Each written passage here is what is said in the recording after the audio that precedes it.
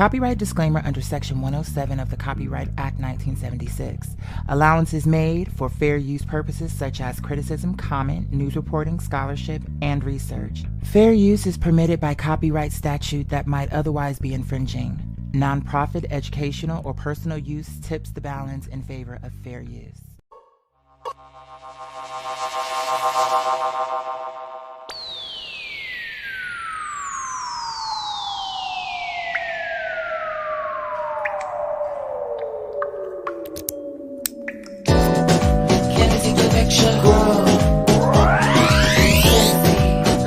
Fashion grow, bold and sexy. Legend of fashion grow and sexy. Legend of fashion grow, bold. Whoopi Goldberg said to me, fuck the little girl and get your paper. Dollars don't come easily. Fuck the little boy and get your paper. Whoopi Goldberg said to me, fuck the little girl and get your paper. Dollars don't come easily. Fuck the little boy and get your paper. Whoopi Goldberg said to me, fuck the little girl and get your paper. Dollars don't come easily. Fuck the little boy and get your paper. Whoopi Goldberg said to me, fuck the little girl and get your paper. Dollars don't come easily. Fuck the little boy and get your paper. Whoopi Goldberg said to me, fuck the little girl and get your paper. Dollars don't come easily. Fuck the little boy and get your paper. Whoopi Goldberg said to me, fuck the little girl and get your paper. Dollars don't come easily. What's up? Whoopi Goldberg said, fuck the little girl, let's get your bag. You out here arguing, sounding dumb, and now you looking real mad. Cause you tens of millions in the hole. Now you swinging from a pole. Mad at bitches making money, claiming that they said they sold. Cause you looking real crazy right now. Now you believe she got 5 million child. Don't call for all your sweet babies. Call me J cause the bitch going down. Better find a way to get daddy to make the deal, cut the check. And if the nigga don't come through, bitch, you not boycotting shit. Cause you loud and you raggedy. Too proud and it's sad to see. Could've wrote jokes and blocked the laughs, but truth be told, you not that fun. Really, you not that fun. What I heard was motherfucker this, motherfucker that, and that nigga. What's up? Pocket watching Whoopi Goldberg. But she pay you, does she just chillin'? Chill. Let me get this right, now you crying over her. She got a seat at the table eating good over there, honey. So what you really mad about? You can get it back too, but you run your mouth. We can't trust you cause you're running your mouth. Was on top and now your shit down south. Daddy all in your ear. Okay. Now I see why you get stuck. Okay. Whoopi Goldberg said to me, fuck the little girl and get your paper. Dollars don't come easily. Fuck the little boy and get your paper. Whoopi Goldberg said to me, fuck the little girl and get your paper. Dollars don't come easily. Fuck the little boy and get your paper. Whoopi Goldberg said to me, fuck the little girl and get your paper. Dollars don't come easily. Fuck the little boy and get your paper. Whoopi Goldberg said to me, we just gotta fuck start the on little a girl high. and get your paper. Dollars don't come easily. I have no Fuck the work little boy tomorrow. and get your paper. When it came to Goldie, you ain't take her on tour. You was like, man, fuck that little girl, man. Now Steve Harvey O'Coon, and it's all his fault, right? Fuck that little boy, man. Charm School, Larissa Booth, energy on site. Fuck that little girl, man. Better watch your Shannon for she play on your top. Fuck that little boy, man. Fuck that little boy, man. No ma'am, no got no pay. Got Kevin Hart cutting checks. But if the nigga got busy, trust me, Moni got his neck. Cause she quick to throw a nigga under the bus, but let her tell her she a victim. Tyler Perry called your phone, recorded that nigga entrapment. Now I see why you ain't getting no bag. Now I see why you ain't getting no money. Now I see why you ain't getting no write a joke this time, make it funny. I can see how you was slow, cause you don't know how business go. Miss Thing is calling for sit downs, but they don't fuck with you no more. And Jared, Mother Bianca, said to me, fuck the little girl and get your paper. Hey, the legend. Fuck the little boy and get your paper. Whoopi Goldberg said to me, fuck the little girl and get your paper. Dollars don't come easily. Fuck the little boy and get your paper. Whoopi Goldberg said to me, fuck the little girl and get your paper. Dollars don't come easily. Fuck the little boy and get your paper. Whoopi Goldberg said to me, fuck the little girl and get your paper. Fuck the little boy and get your paper. Alright, welcome back, family. Welcome back. Welcome back. So happy to have you all back in the Kingdom Hall. I plan on recording a podcast tonight, inshallah. but I gotta go where spirit is taking me because I'm like, I really want to do this, but I know I need to record this podcast. But hold on. Today has been an interesting day. God is good. God is good. God is good all the time. You just gotta keep it at the front of your mind. If you got a flat, if some raggedy bitch cut you off, if you know what I'm saying, as a human being, feel what you need to feel, but don't hold on to it. Baby, trust me, it's not worth it. These girls don't be worth it. Oh my God, thank you so much. Thank you so much, Father Paul.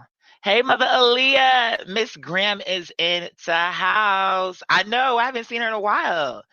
Somebody else came here on the last show. I hadn't seen in a good minute. Mother Noni. I haven't seen her in a while. Who else? Feel like it was another legend, but I forget who it was though. But yeah, I appreciate that. That was a hefty seed, so I do appreciate it. I would have appreciated had it would have been 3 seeds, 4 seeds, 1 seed, but 20 seeds, alhamdulillah. Uh, it's a full moon in Scorpio tonight, honey. I have been the girl. Let me tell you something. Maybe that's the reason why things are happening, honey. I'm telling you, there's more to this shit because when the girls are telling the truth, because I feel like lately I've been getting into girls that have been sincere with their readings, and Miss Thing, it's crazy. I'm like, if I really were to write this person, because it's funny, you go in the comments and they be like, oh my gosh, she's telling my story. Maybe she is telling aspects of it, but I know for sure they talking about me. It's too specific. To me, ain't no way this story about to be matching with all these girls in these comments. Now, certain things may resonate, but I'm talking like these girls be giving reasons. I'm like, it's giving the Fugees. It really is because I'm like, it really is my story. I'm watching it on screen or someone talk about they don't even know me. And if I wrote them and really, but that would take too much time and it would have to be like a 4-page envelope, bitch. Like who be delivering this to? It's too much. So I just paid and how much did you want? Girl, tell me your prices and I'll let you know. That's why I asked you what deals you had going on.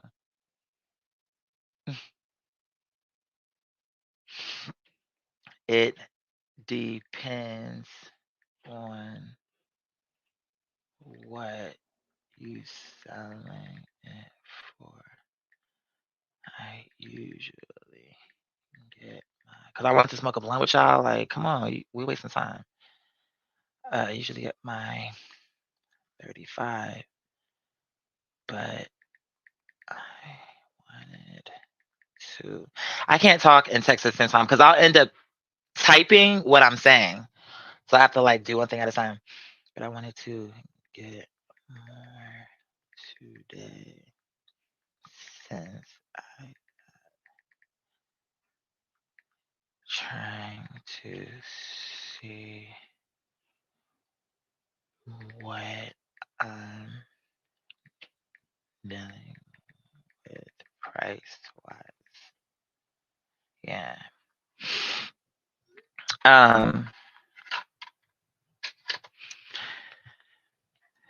So what was I saying? I was saying something, lost my train of thought. Full moon Scorpio. So it's just a lot going on.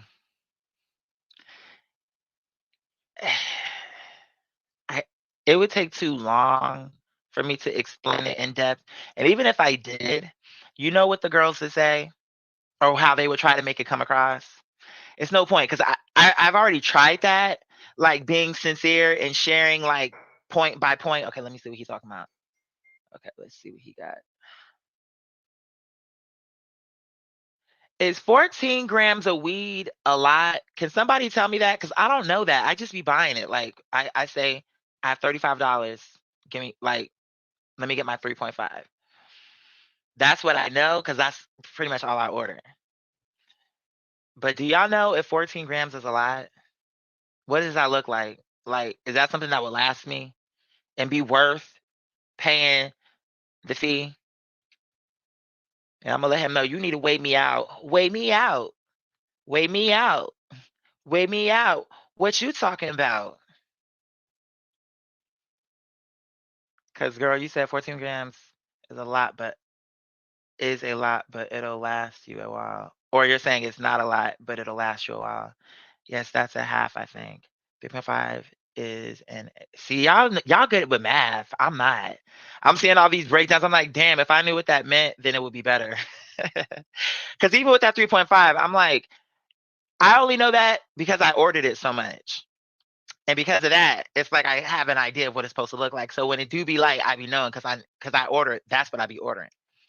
Because it's just economically friendly for a person who don't smoke a lot or who smoke less, which is the same thing. 14 G's is good, close to a quarter. Okay, I'm gonna go ahead and order it then. This is gonna be it's this and my car. And with whatever's left, it'll be bills. So this will be my thing. Let me go ahead. Okay. Let me do 80. Because in my mind, when I think that, I'm like, that is a lot of money for some weed. But I mean, if it's something that I'm doing, may as well be smart about it. That's another part. I'm like, let me tell you. So at that, we're gonna get to what I want to talk about today, but let me go back to the barbecue because again, remember we got thrown off because of the incident. But as new details pop into my mind, like things that I wanted to talk about, I just forgot. We'll talk about it. But look, so at the barbecue, remember how I told y'all they was like, oh, don't give him too much, don't because we're not trying to take her there, and like don't be giving him too much and all this other stuff. And mind you, I had taken an edible before. We got there. Then when we got there, I had my shot. I had a drink. He must see somebody outside. I would have had my shot. I had my drink. I had the edible. Plus, I had the blunt and my vape. But the vape, I mean, I guess there's an effect there, but it's not the same type of effect. And bitch, a part of it too was God.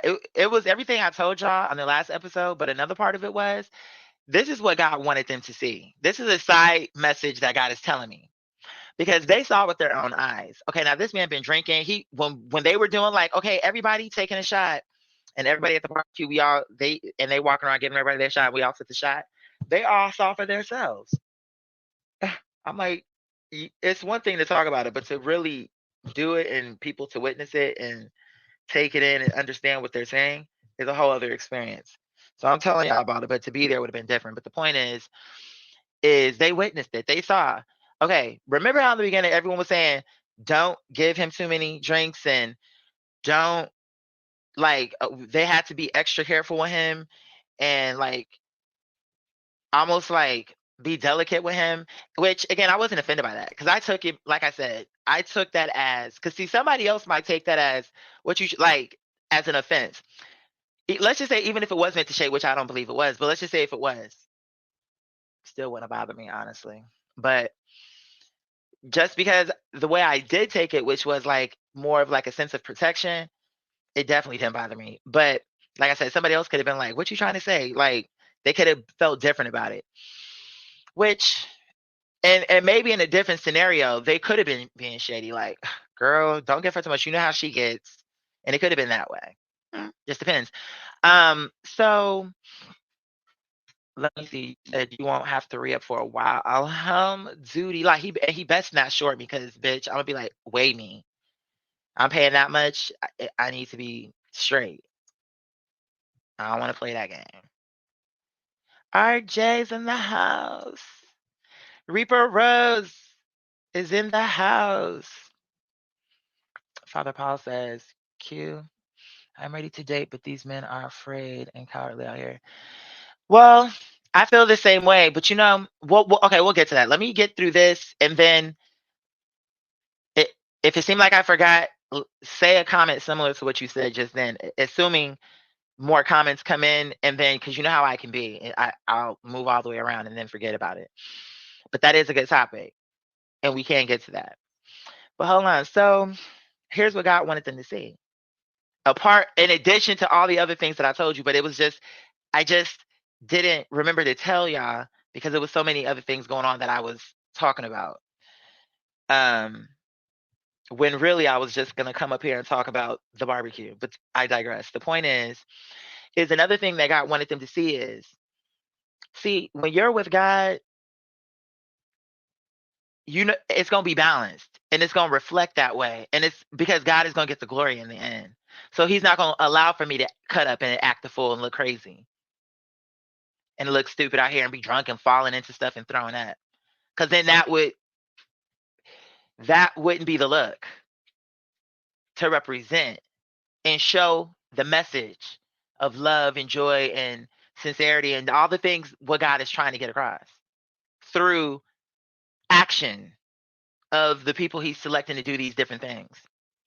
It's about showing the truth about it and being sincere. And when people see that, they're going to know. But what they also knew was, wow, it had to be something additional. Because I heard it was crazy because my senses were like heightened between, and I almost thought, I'm like, no, I didn't do shrooms. I wish I had, though. That would have just increased it, because I'm the kind of person who, as long as it's within the realm of what God says I can do, I'm okay with that. Anything outside of that, I'm not. But like shrooms, weed, I would even be okay with trying ayahuasca, honestly, because I'm not afraid of stuff like that. Those type of things are things I like.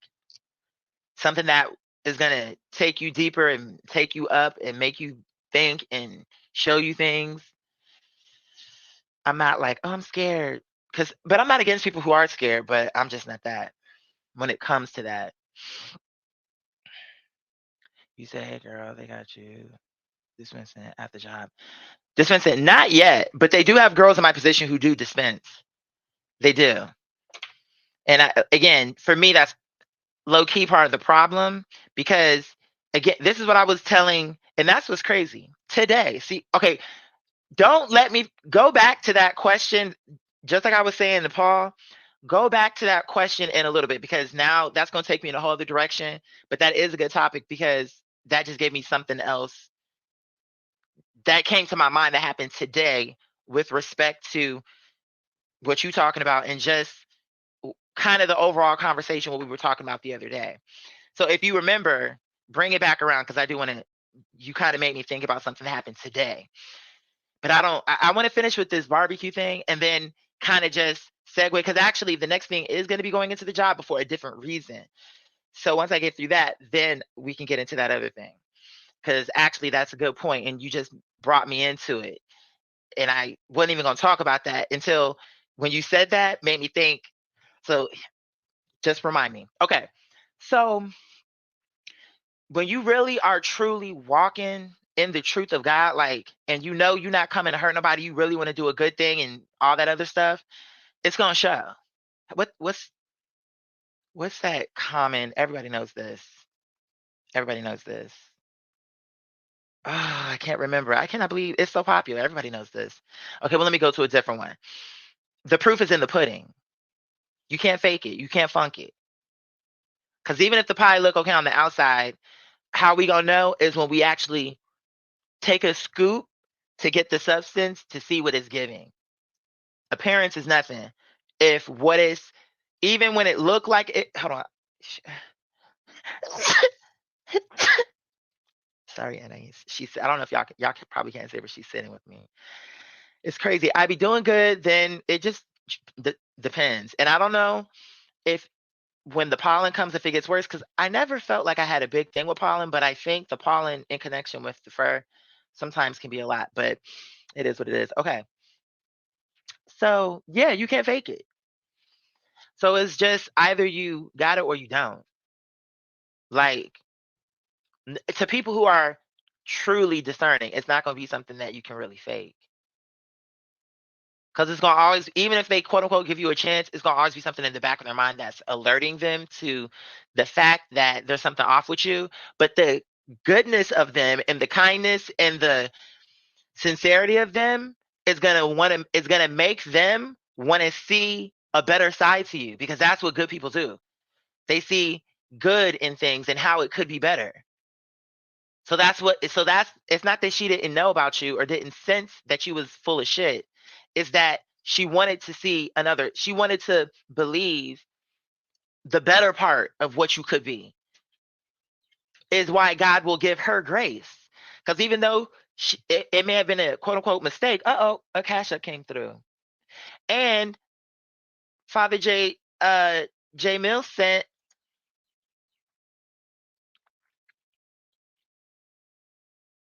the legend. It's like, alhamdulillah, let me see what this is on Jakari. Okay, alhamdulillah. See, the girls, I'm feeling like melodies from heaven, honey. Y'all are making it rain down on me. It's giving me bread of heaven tea. What is this? This is manna from heaven, darling.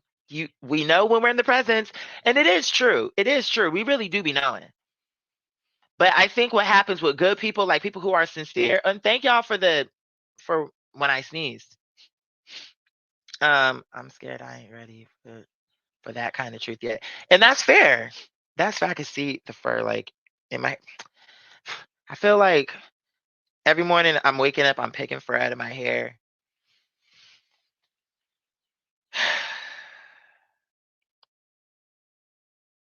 Anyway. So that's what it was. God wanted them to see that, like, if it wasn't God, he would have been a mess. So again, it's like I'm just operating to it was so many levels. That's what I'm saying. It was so many levels to the thoughts, what was happening spiritually, like all what was going on. But that was a part of it.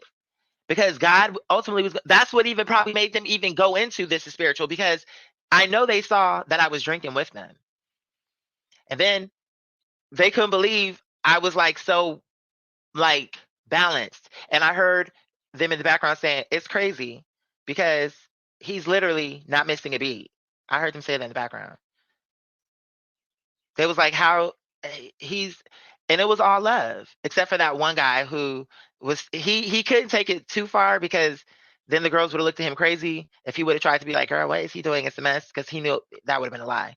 But the point is he was like, oh, he was trying to make it like, oh, he's so high. He's not on earth. I'm like, girl, you should be so lucky. Because I am high. But that don't got nothing to do with my ability and what's actually happening between the realms. It was just a beautiful moment. And it was all God. It was like every part of that. I'm like, so what I wanted to deliver into her beautiful home and into her space was delivered. And she can sleep well knowing that what came there was no hidden agenda. It was nothing. I'm not trying to take nothing from you. I'm not trying to disrupt your flow. I don't want it nothing. I want it to be peaceful. I want it to be harmonious. I want it to be solace. I want it to be good. You get what I'm saying? I'm not. Mm-mm. Yeah. I'm not calling to bring you no problems. Trust me. But so they allowed me in. They really saw the truth of what I was doing, and God got the glory off of that. Because ultimately that's what they were bringing it back to, like, oh, that was spiritual. You anointed, like, and they were being dead ass serious. And the thing, and I'm glad they were, because I was being serious. Like when I was doing that, and my intentions were 100% pure, so that they picked it up without no conversation. Like when they was giving all the different speeches and all that, it was really beautiful. But okay, that energy to today's energy. Okay, as soon as I hopped out the Uber, somebody who is a colleague of mine, but I never seen her before until today. But she was sitting outside when I hopped out the Uber. She was like, I just got to tell you something. And I'm like, I'm thinking about my, okay. I didn't feel it was going to be bad, but I'm just thinking, what could, it's like first thing in the morning, but I don't, okay. I'm like, what's up? She goes, you are so cute to me. I see you all the time. And I'm like, are you being serious right now? She was like, uh-huh. She was like, you are so cute to me. I was like, oh my God, thank you. You just made my day. Thank you. I really appreciate that. She was like, she said some other things too, but it was in alignment with that. But then what was so crazy is exactly 3 different women said that, made a point. Hold on. No, was it 4? Because hold on, let me get my numbers right.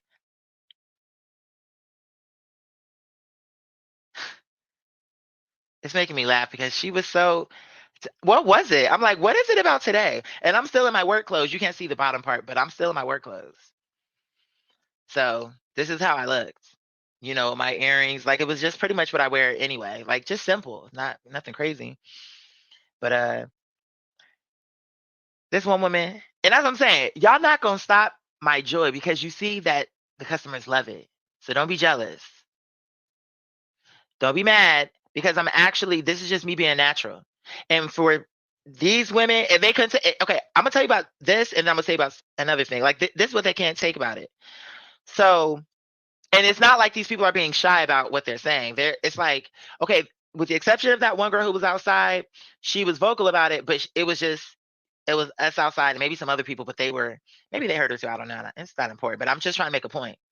God is doing something, and I'm starting to understand slowly. I still don't fully understand, but I'm seeing it better because something's about to happen.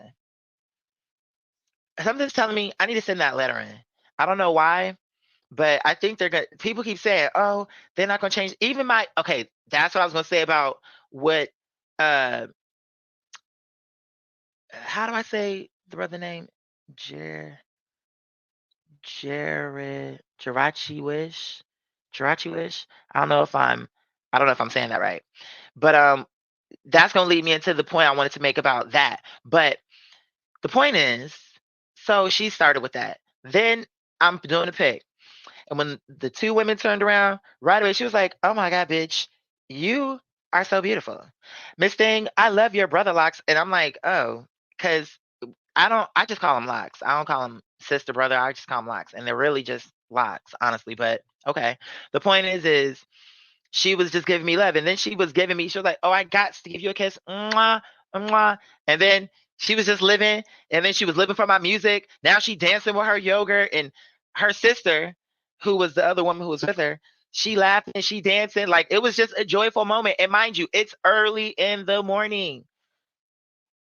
It's confirmation that alert. It's like God is showing me something. There's something happening where he's trying to show me something. Like it's something about when you come around with your energy genuine, even early in the morning, you are making people respond in a way that is awake, like joyful, early in the morning, dancing, moving, getting like feeling good about themselves early in the morning.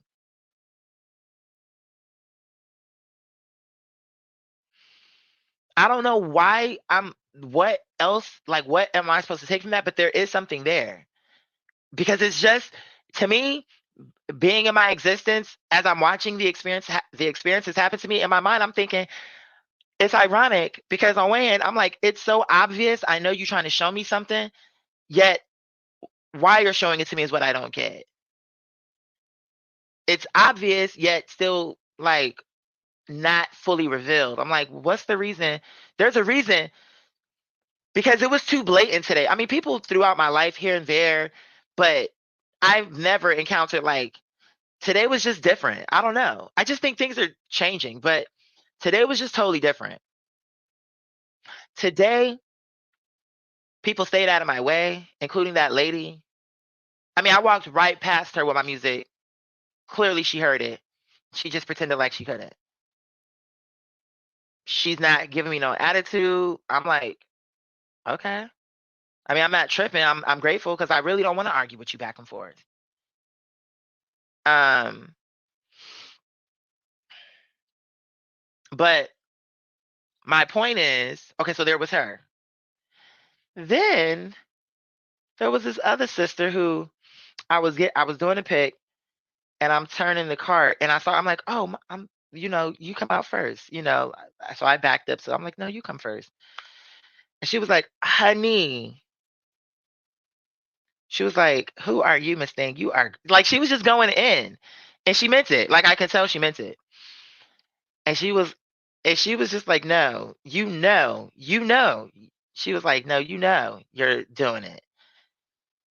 And I was like, girl, you are crazy. Like, I don't know why my thing to say to people, because well, all three of them, why am I seeing another person? Oh, you know why? Because there was a fourth person. Who the fourth person was a woman in a wheelchair, like one of those electronic ones that they be having. And how was it that she turned around? Because she turned around, she saw me because she was driving, and somehow she turned around. Or maybe I walked past her, and then when she saw, maybe I saw her, because now I'm thinking that's what happened. Somehow I walked, she was going this way, I'm coming this way. She saw me, we saw each other, but when she turned around and was like, Miss Thing, and started going in. And but what's funny is with her and the others, I'm like, are y'all being serious? Here's the thing. When I look in the mirror, I see an attractive person. But in my life, my mother would tell me here and there, she told me things about other things about myself. And she would say, oh, I have, you're a handsome man and I have beautiful children. And she would say that here and there. But she was less about appearance. So I was less about appearance. I knew about it, but it was something that, how do I want to say? Because like she would and then she would tell me stories. I'm going too far off the beaten path, but the point is I've heard it. I can't explain it. I can't explain why this is different. I can't explain. I can't explain. And then now with this don't got nothing to do with, oh, you're beautiful. This was today, but it was a group of like some hood chicks. They came in there. You could tell they was some hood rats, but they seemed like sweethearts though. But they came in there and when they heard my music, they started, next thing you know, it's like that's what I'm saying. It's a visceral, real response. They know, they see that. You're not gonna tell me they don't. You're not gonna tell me they don't, whether they see it in person or on that camera. You're not gonna tell me. They see how when I'm going through these aisles and my coworkers see me and I tell them good morning, I'm realizing that. I'm seeing it. Let me let him know. Wait me out good.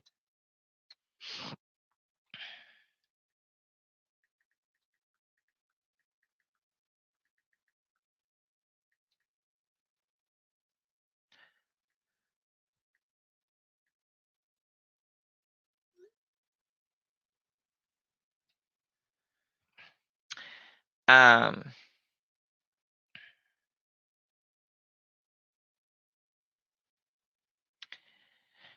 yeah, so they was just like turning up in the aisles, shaking their dreads, shaking their wigs and stuff. It was all different types in that group. They had on their booty shorts and like tattoos everywhere. They was cute because their energy was good. See, that's what I'm saying. Their energy was good. So, you know what I'm saying? I was with it. Um, and it's both. And here's another thing that happened today. That's what I'm saying. They know. They know. And I'm slowly coming to an understanding. I don't know why God wants me to have these distinct encounters like that, because when it's happening, it's something about it. It's like there's a reason. It's not just for my health and for an ego boost. There's a reason why God is making people suddenly be so vocal about it. People have been like in that way. Now, when I will be outside dancing and doing my concerts and stuff, yeah, people will honk. I had a person tip me. I got tipped twice, that, but that it was different because I was straight performing, like just out there dancing full on, singing, doing whatever full on. But I don't know why something's about to happen. Because that's another thing. That lady told me, the one who was like, you know what you're doing? You are gorgeous, all this other stuff. She told me something. She was like, how did she say that? I was like, listen, you have a blessed day. And whatever it was that I said. And she said something like, oh, I'm gonna see you. Don't worry. Something like, she may have said it different, but something like that. And I thought to myself, what does she mean by that? I felt it was positive, but what did she mean by that? Maybe nothing. Regardless, it's very distinct, and I'm like, something's happening. And with this Scorpio moon, that's how we got on that. I think that's why it's becoming like, because that's what one of the ladies said too. She was like, do, you're glowing. What is it? What are you like? She just had questions for me, like, why are you like that? Like, in a good way. She was meant it positive, like, how are you like that? She's like, honey, God. I think that's the point. I think that's what I'm really supposed to do. I think when people really start to see the truth about what I'm explaining and doing, blah, blah, blah, I really think that's the point. I know it sounds like such a simple thing, but I think if I do it right, it'll have a lasting, true impact that will, how you'll know is that when I'm not around no more, it still lasts. Because people will see the truth about the message and what it meant and what God, the angels, the people, myself, what we're all fighting for, message wise. That's what I believe. Purpose and message wise. Like, what are we trying to deliver? What are we really trying to say? Okay, now that I said that, let me get into this. No, I don't sing at work. But I do dance at work. But even with that, I don't full on dance because I'm working. But I'll, as I'm getting the bag, I got flavor, so you can't hide that. You know what I'm saying? Even if you keeping it simple, but bottom line, that's what I was gonna say before I forget. The customers love it. And it'd be all ages. There was this older woman when I was picking today, and I was in the meat section, and I think a Gloria Estefan track came up. And honey, she hit my spirit, and them horns kicked in, and the bongos, and it was just going on. And I saw this lady in my peripheral, but I'm working. But I'm just aware of my surroundings at the same time. But I could see, she wasn't a threat. But the point is then my coworker was like, child, it looks like you got a fan, honey. Then I turned around and she was like, I was on a phone call and I totally forgot what we were talking about because you just totally, she was just like, so like, I love it. I love it. I love your music selection. I love it. She was just going on and on. And she meant it. It's like God is wanting me to see that in the flesh. Like, these are people who don't even know you from YouTube. So you can take that away. Like, when I say take it away, what I mean is it's not like, oh, it's just because they like you from YouTube while they're entertaining you. These people don't know you from a can of paint. They're just seeing you for the first time. And this is what their impression was just by you really presenting your true self. There's a message there. I don't fully know why God is doing it like that, but there is something going on. But let me tell you, back to what Jirachi, am I saying that right? Jirachi Wish? If I seen you dance in my spirit. Yeah, but you know what? Guess what? People do dance with me. That's what I'm saying. The hood girls was dancing with me. The lady who was who was like, oh my God, I love your hair. You're so beautiful. All this other stuff. And her sister, she danced with me, or the two of them. Like, people dance with me all the time. All the time. Matter of fact, there was a Destiny's Child track going on, and it was a daughter and her father. He was older. He was in a wheelchair. And the father, he was an old man. He heard, he couldn't see me at first. He just started doing his hand like behind him, like dancing like to the beat. And she started laughing. And then when she recognized what the song was, then she started singing, dancing while she grabbing her bread. People love it. It's not a disruption. It really isn't. It's not too loud. It's just loud enough for where the people who are in my area can hear it and get some joy while they're shopping first thing in the morning. People like it. What it is people just, the people who are upset about it, I'm telling you, are just mad because when they really see you moving like that, sincere and just in your own way, effortless, they take it as negative. Like, because people don't react to them like that. And what's so crazy is they may not even be looking for that, but they're mad you're getting it.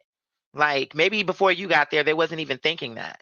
Like, oh, I want the customers to dance with me. They never even thought about it. Now that they see that's something that can happen, and especially at our store that has such a bad reputation about nasty customers and nasty associates and just people being rude to you just in general, either way, to see a total reverse of that, and it's like where the customers are being totally pleasant, totally. And I told you about that Asian couple that was like, oh, do you love your job? And I was like, actually I do. And she was like, I can tell you, please, God bless. She was so sweet and she was sincere, but it was just on the strength of how I was. And people who are not secure or who have an inflated, false sense of importance, like, okay, you could be that, like you could, as far as important, as far as what are you doing in life, purpose wise, but you're not looking for it. So all what you're doing is just external, like how you look, what you wear, how much did it cost type shit, instead of character shit, like things that, well, when people think about you, it's powerful. Like, oh, she's reliable. One thing about her, she's reliable. If she says she's gonna be there, she's gonna arrive. Something had to have happened. She don't show up. People know about you. You get what I'm saying? Like you want them to talk like that,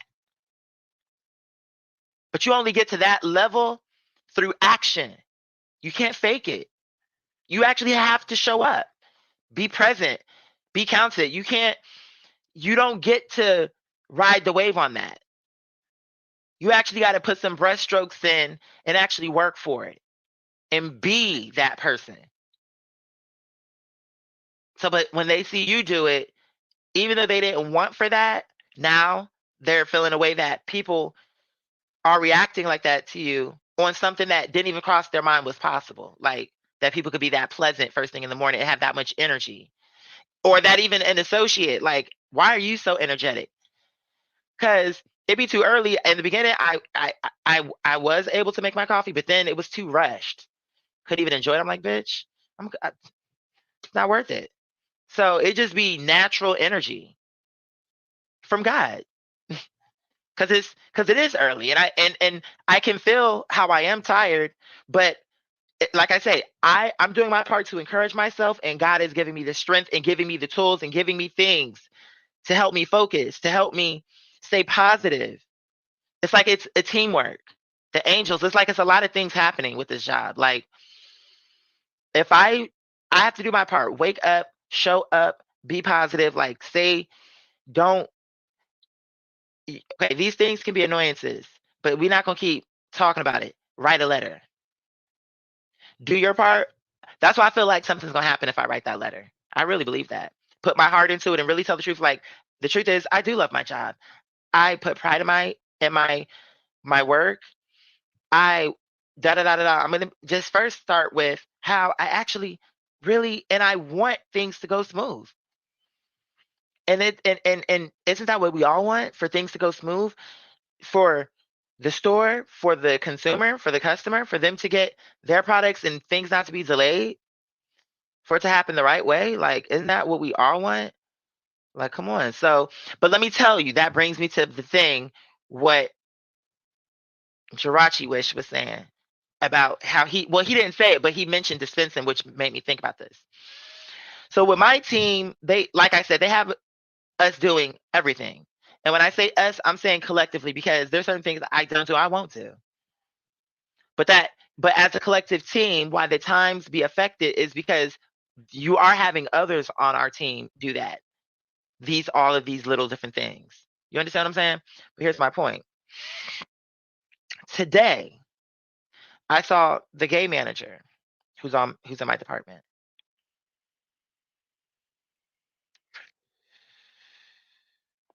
And I was telling him, like,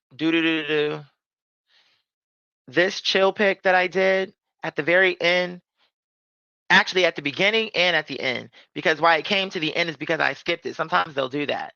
the item will come back around at the end. Sometimes not. But this time it did. But why are they telling me to get gum? Okay, fine. The point is the gum wasn't there. And then they have me going from lane to lane to lane. Because remember I told you, if you hit item not found, sometimes they'll give you another location. And in this case, they gave me like 8 different locations. And in all them locations, I had to walk and walk and walk. And they want you to, the one manager one time when I couldn't find some gum, because it wasn't there in the location it originally said, she said, oh yeah, you kind of just got to walk up and down all the aisles. Now at this store, what, 25 aisles? Something crazy like that? Like, what are you talking about? But okay. But again, now mind you, speed. But they're wanting you to walk up and down the aisle searching for a stick of gum. But okay, fine. So I'm explaining, I had been finished my chilled pick, but it came back around to this gum that wasn't there, and I already told them, but finally came back around to this gum. And every time I hit item not found for the selection, the area they told me, they moved me to another location, and then they took me so long doing that they kicked me out of my pick, which then brought my score down. You see how it's don't make sense?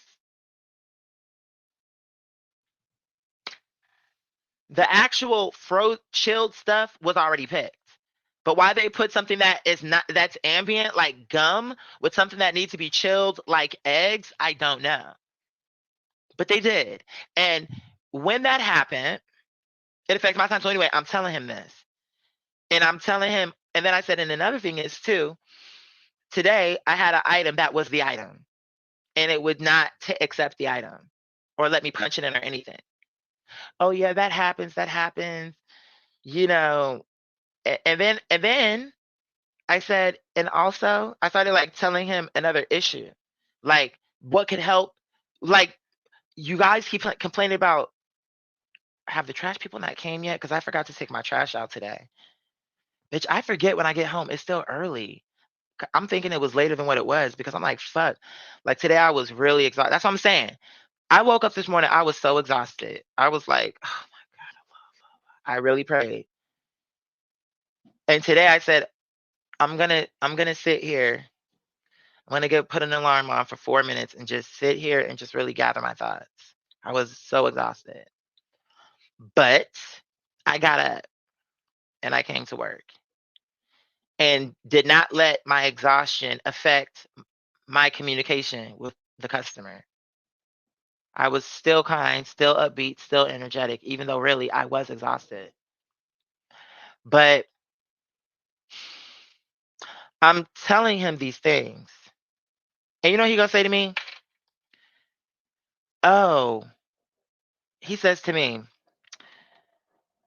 oh, well, we've had these conversations with corporate. Oh, no. Let me rewind.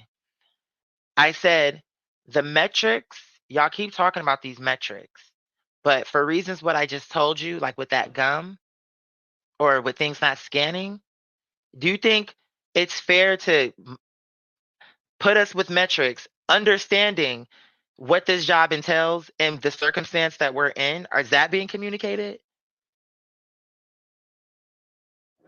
Because what I told him was, y'all saying 30 seconds between items. That shows me that your system is assuming that there's no traffic in the store, because that's another thing that's what I told him. I said, just now, as I was doing my pick 2, like to come back, what do you have? I'm going down the aisle. An older man pulls out in his wheelchair right in the middle of the aisle that I'm needing to go down. Now, that have happened to me in my picks. That happens. This system is assuming that there's nobody in the store and that all the equipment is working and that all the items are where they're supposed to be. They're not accounting for the fact that they may, if you had item not found, they're going to take you, that there's a potential they'll take you to multiple different locations to find that item. And they're still running the clock on you. And you have 30 seconds to do all that. It makes no sense. It's like, we're humans. It's impossible. for the metrics that they have, that means that if y'all don't address those issues, y'all gonna be having meetings every day about the numbers, because you'll never get them where you want with this system. It just won't happen. It'll never happen. Not with this system. And with these metrics, how you have them, he says to me, that's all they care about is the metrics.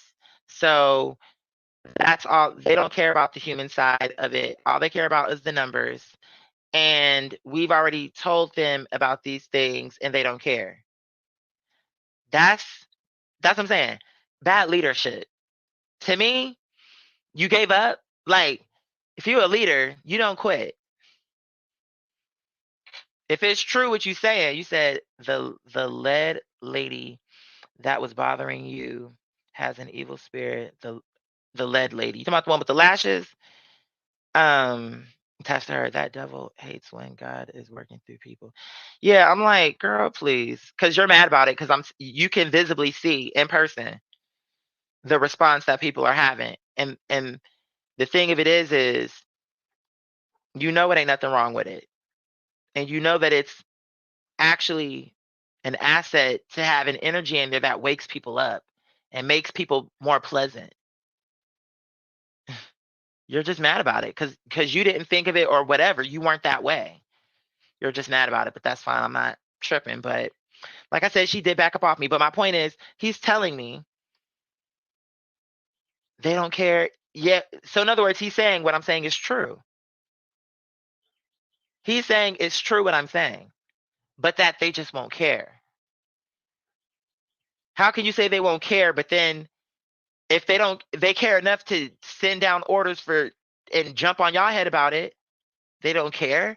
How can they complain to y'all? It makes no sense what y'all saying. I don't even know if I believe them. I think it's just laziness. I don't know. I'm like, I don't even want to be a manager, but I really think I'd be a way better manager than these people, because I'm a person who's not going to accept if I'm really in this position and people are looking to me for, and I actually have the power to do these things and have a voice to do this. Yeah, I'm not going to be like, oh, what can I do? It's annoying, honestly. For me personally, I'm like, do something about it. Stop complaining to us. You said, yeah, hold on this. Excuse me. Bismillah.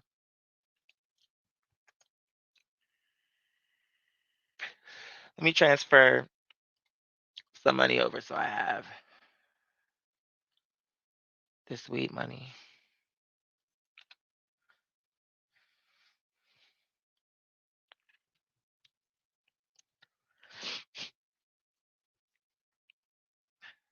Okay, transfer to, okay.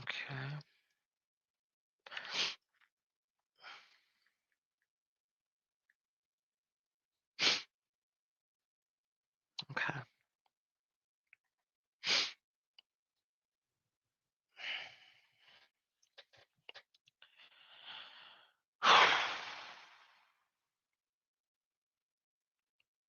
I'm like, I am not trying to be right. I'm not trying to go for no manager position here. It's annoying that I feel like I could do a better job because I'm not trying to. I don't want to do a better job.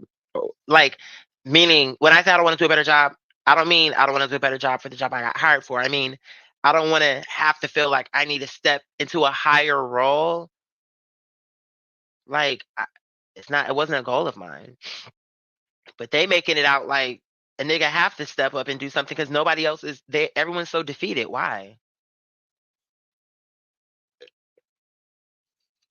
Oh, nothing is gonna change.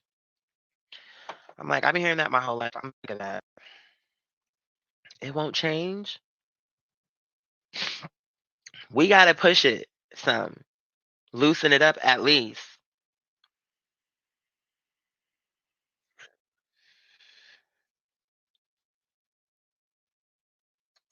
Let me scroll down. You said, yeah, I pay him dust. I'll be like, girl, please. Like I said, today I went right past her multiple times, and she minded her business. She didn't bother with me. Alhamdulillah, I'm not even tripping. I'm not gonna get on her today since it seems like after that first encounter we haven't had no issues. So I'm cool with that. It says at my store they be having a group of women who just sit in the drop and go area and chit all the time. That happens at our store too. You said, but let the other girls do that. We in trouble. Well, right, because they, again, same thing at our store, because they have their quote unquote favorites. But again, that's favoritism. You're looking for a problem, especially where I'm concerned. I'm not going for it. I'm not. It's not something I'm going to sit around and be like, oh, nah, I'm grown. You're not about to. Whatever you saying to me need to be upheld across the board to all of the associates where it applies. It's not going to be no, oh, you can't, oh, you talking too much, but you sat up here an hour talking with this bitch. No, no, no. So how many hours is my shift? 6 hours, I believe. So it's not nothing crazy, because originally they had me, like I said, it was ping ponging. Like I had the schedule I have now, then here and there will be 8 hours. I'm like, I don't need it to be 8 hours. I'm okay with 6 because it's still full time, and I'm making enough money with that. It's not about, oh, because someone was like, oh yeah, and I'm not mad at her for it, but I'm just saying. She's like, oh yeah, I wanted to see if I could squeeze in those extra 3 hours, and I'm thinking that's 3 hours out of my life. No, she's like, yeah, so I can have that extra, however much money it would be, $50 or something. I'm like, I'm not. No, no.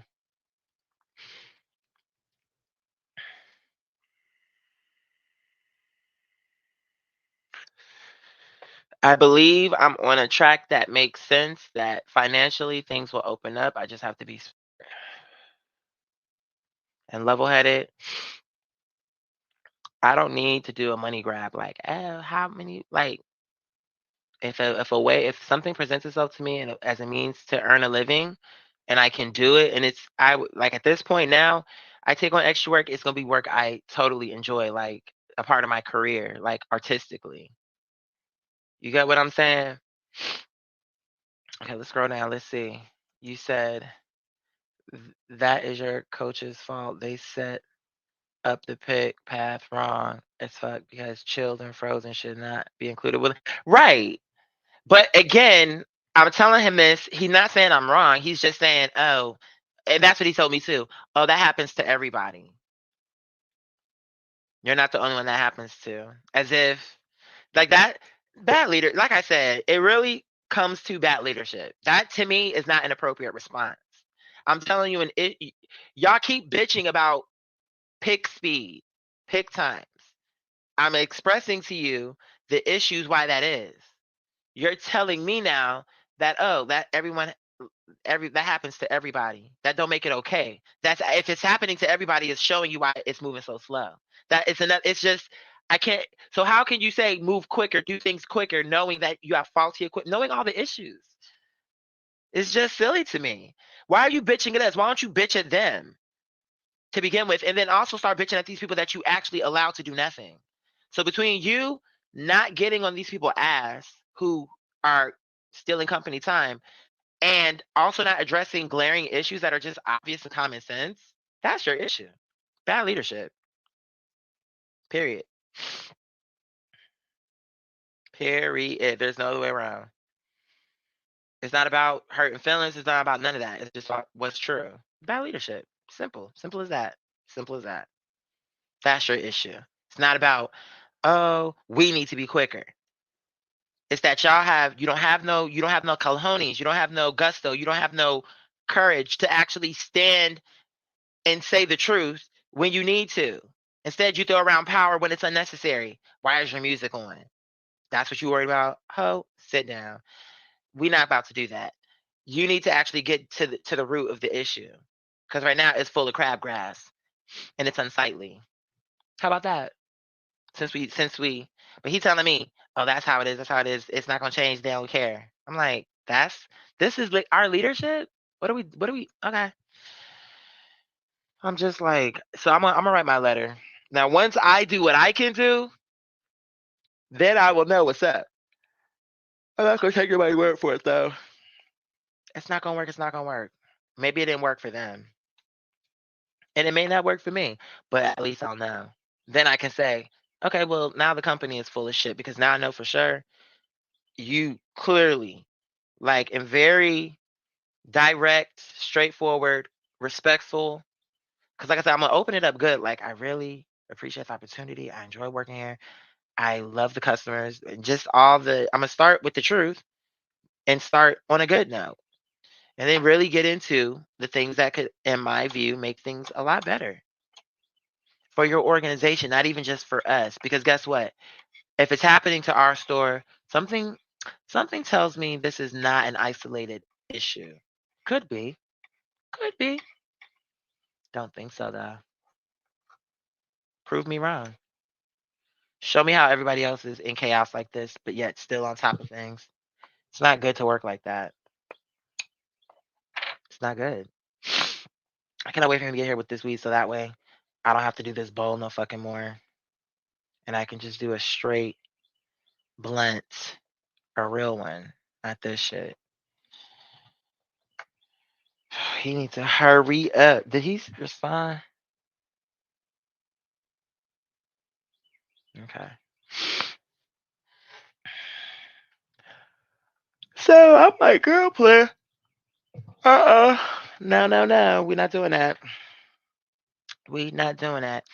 And then someone was talking about, oh, did y'all see Beyonce hair? I'm like, girl, we saw her hair. Yes, it was luxurious, but here's the thing. It's just like with Oprah. Any weight she did lose was not because of that suit, bitch. She didn't just grow her hair overnight. She been had that long hair. So that's showing you, oh, let me show you how I use this product.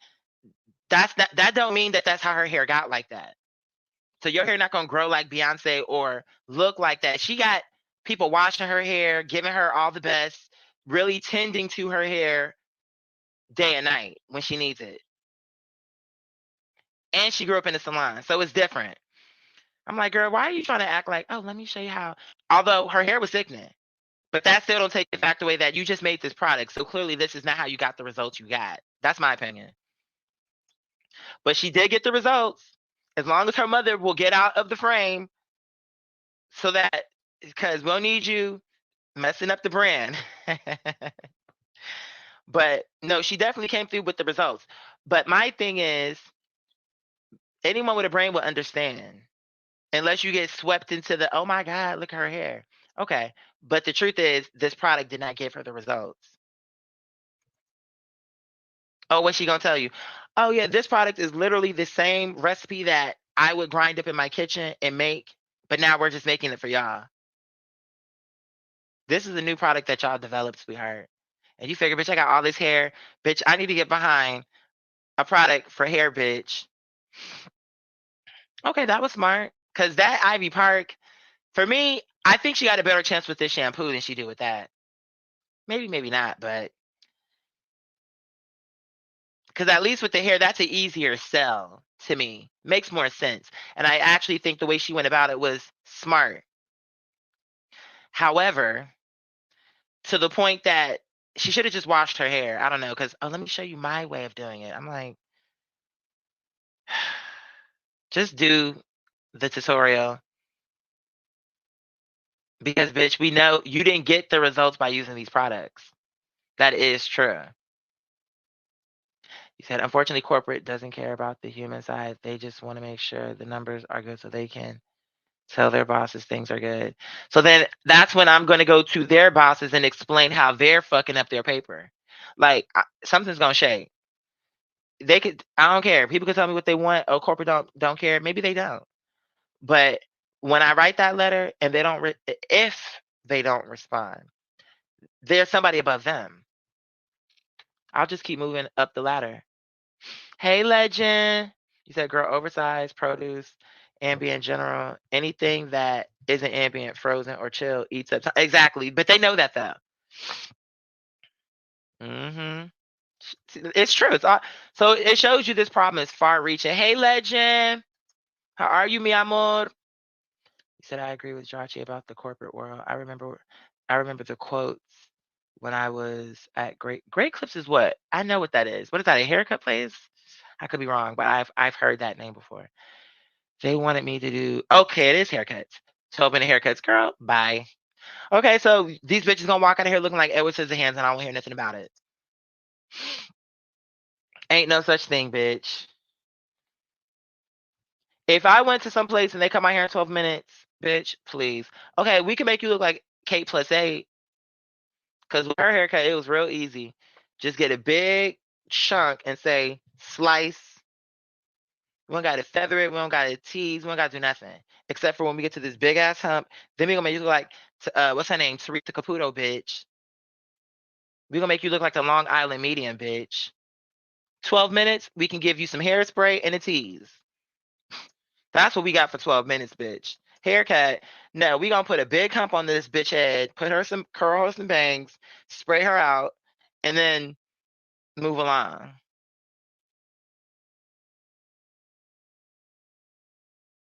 Okay, let me scroll a little bit further. So, right, that's why I don't know why people are wasting their money on her stuff. Are you talking about the shampoo? I'm like, I mean, again, it was still a good marketing technique for her to use her own hair, especially if she got it. It only makes sense. If you got the hair, use it.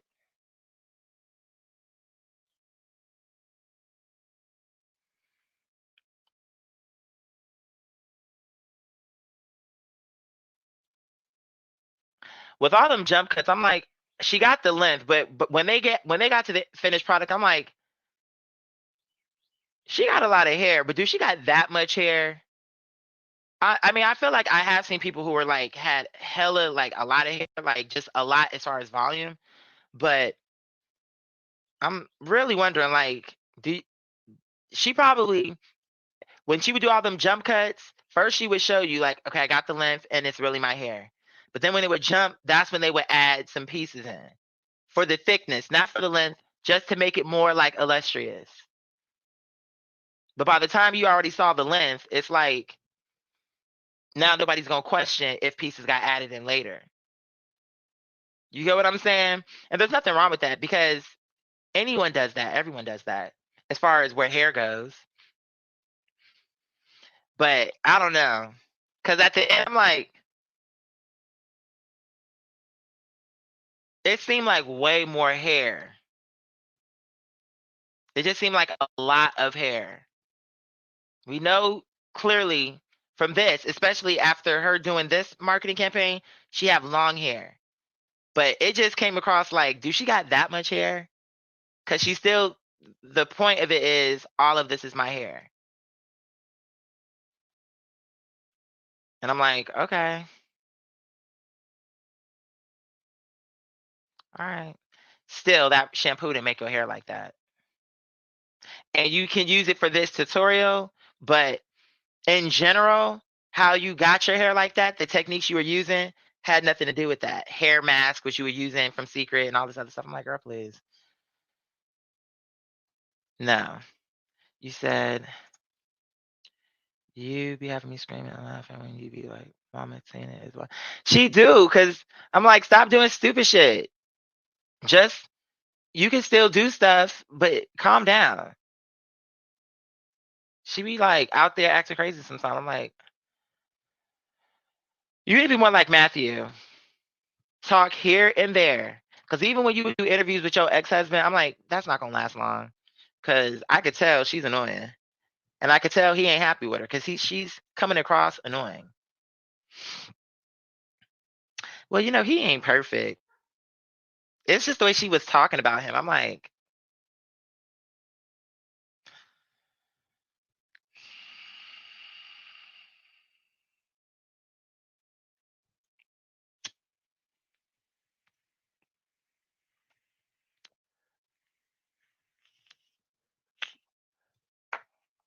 why do we need an interview with Tina and her husband?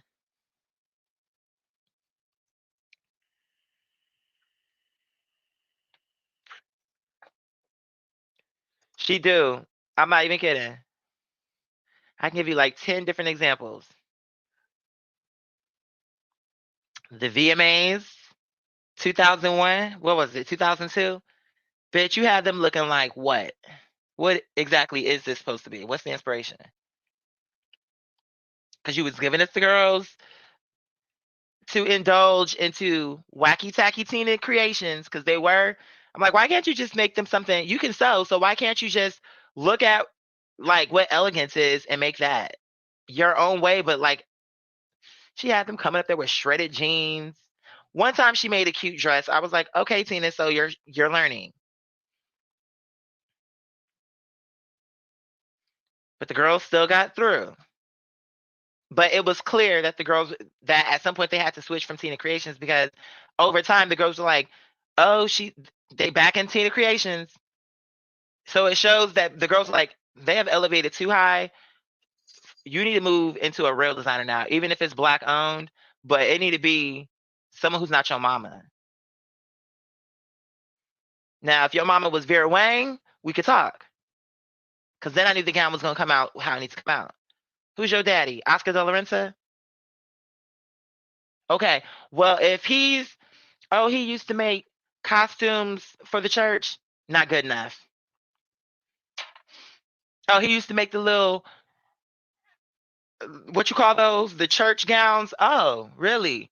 And I'm looking at the pictures, I can see him. No. Cute on the outside, a big old mess on the inside. She didn't take pride in her work. I bet you when you took them gowns off, it was strings everywhere, bitch. That is not how that's supposed to look, girl. You one of the girls who, when you make the gown, you're using glue. Remember on Project Runway when it'd be like, oh my God, let me glue this and staple it. I'm like, I wish I would go onto a red carpet with glue on my gown. Because I would know the glue was there, and then I'll be paranoid, like, what if I sit and the glue, like, that's not stitch. That's not it. Mm-mm. Get a real designer, bitch. Because, and Miss Tina, Water on the Brand, you already know Beyonce catching all the heat. And then she's going to turn around and say, Kelly got the legs, Michelle, no. Yeah, Kelly got the legs, Michelle got the torso. And she left Beyonce out. She did it on purpose, though. Because what she really wanted to say was Beyonce is the whole package. So when I make her outfit, we show off, we can let all of it show for her. But for Kelly, we gonna let this hang out because that's her good part. And on Michelle, we're gonna let that hang out because that's her good part. But Beyonce is perfect. So with her, I can make anything. That's what she basically said.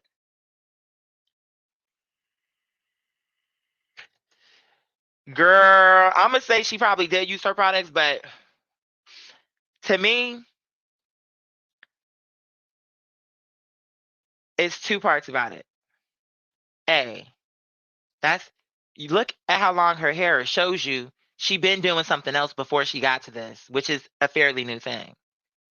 She didn't get the growth you're seeing that you're in awe about for the product that she's trying to solicit you to buy. She didn't get those results from that. Now, it'd be one thing. Now, here would be something. This is where I felt Rihanna was smart. To me, skincare, beauty, like makeup type of stuff is easier. Then I think hair is easier for Beyonce than clothes, but I think makeup is easier than both overall. Because with makeup, you can show up, even if you were using another product before, you can show up and show them in person how your makeup look on you. And it will be the true results of that product. You get my point? You see the difference? Like, Rihanna can sit there and do a Fenty thing and really show you, this is how you're seeing me use it, and this is what it looked like. This is the result I got. With that shampoo, with that tutorial, don't prove that the product really does anything. Truly. Because she already came in with her hair long and full and well taken care of.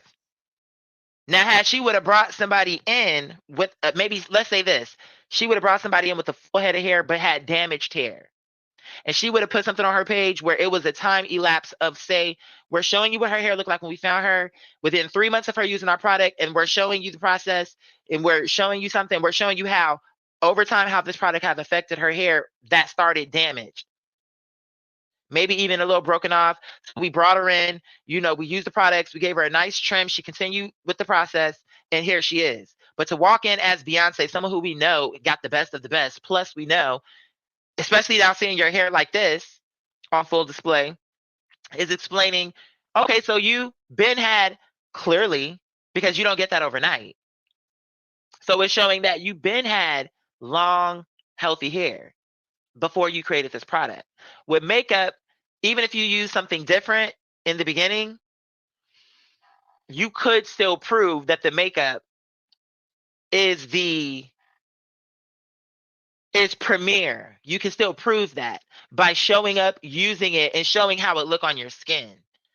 Because even if you used MAC the day before, would have nothing to do with you washing your face, taking all that off, and putting a fresh face of makeup on. That is your product, regardless if you used a different product yesterday. You see my point? Whereas you can't come in here to show how this product is so incredible and how amazing it is for your hair when you came in with amazing hair. And for the person who styled your hair, it's who been styled, because I've seen that man before doing her hair. I've seen that man before. I don't know who he is, but I have seen him before. I know that face. So it's showing me you came in with a professional in a salon. Now, here would have been another thing that would have at least made it a little bit better for me. Just like, y'all know how I think, but it would have made it better for me. If she would have washed her own hair and did all the things to her own hair, and as a regular human, when I say regular human, meaning who that's not your direct profession, to show how the everyday person, like, I'm doing my own hair, and you see how easy it is, but you letting a professional who is like know all the tricks of the trade, like, clearly, like, he could style your hair with any shampoo probably. Your hair would have came out like that. Him doing your hair had you would have used Fructis. It's like, to me, it just showed that she just showed you her washing her hair, her natural hair, and styling her natural hair. But it didn't prove anything for that product, is what I'm saying. That it gave her amazing results. Like, oh, look, like, your hair was already healthy, Beyonce. So you want to bring in them other shampoos you were using first to be like, but then again, like I said, it was still a good campaign and good for her ultimately. But those are just the things that I was thinking, like, girl, that product didn't give her the results. But I think she has a better chance with this than that Ivy Park, and good for her ultimately. Because although she got busted again. I saw a blog where they was like, Beyonce's at it again. This I'm saying, she's, oh no, I'm like, why did she keep getting away with it? It shows you that people are hypocritical. But she absolutely, her team, and she got a responsibility too, because it's her brand. But again, we know she's still, so we're not going to say, oh, her team did that. And even if her team did do it, that's showing she fake again, that she's not involved. Because she should know what her product is looking like and what the inspiration is and how it's coming to be. But they showed how literally there's a whole other shampoo line, a whole other hair care line. They got that same design with them tops like that. It's just a different color. She took their whole aesthetic. She sure did. I know somebody else has, damn, I missed a bunch of comments. Y'all been, damn, today. Y'all is on it today. I thought I only had like 5 more comments. I'm scrolling. I'm like, damn, what have I missed? But yeah. So that's what I'm saying. So even on that front, I'm like, here she is again, being a vulture, trying to climb out somebody else's back. Somebody else came up with this cool design, have a whole hair care line, and you're gonna turn around as Beyonce, knowing that people would see yours, but like yours would eclipse theirs, and you're gonna take their literal whole design of their product line. Google it. I'm like, it's insane. I'm like, she can't help herself. And that's a major character flaw. Like, she have no problem to take someone else's idea That is not cool. I forgot about that. So that when I saw that, I'm like, and at first before I scrolled down, I'm like, okay, if it's okay, if she really stole it, it's gonna be obvious. I couldn't believe it. I'm like, wow.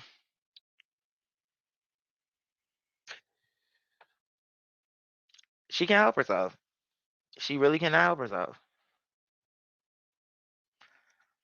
I'm like, so even down to you couldn't. It's like you're not an artist on any level. How can you not? You can't even. To me, that is a part of the fun. Like, and don't you want to be unique and create your own thing? You got to like. Let me go online and see who got something cool going on, and jack them. And they had a right to complain about that, but people are so stupid. You said she a Taurus, your opposite. Well, who's a Taurus? Who's a Taurus? I might check out Tracee Ellis Ross eventually, though. Okay, now Tracee, here's the thing with her.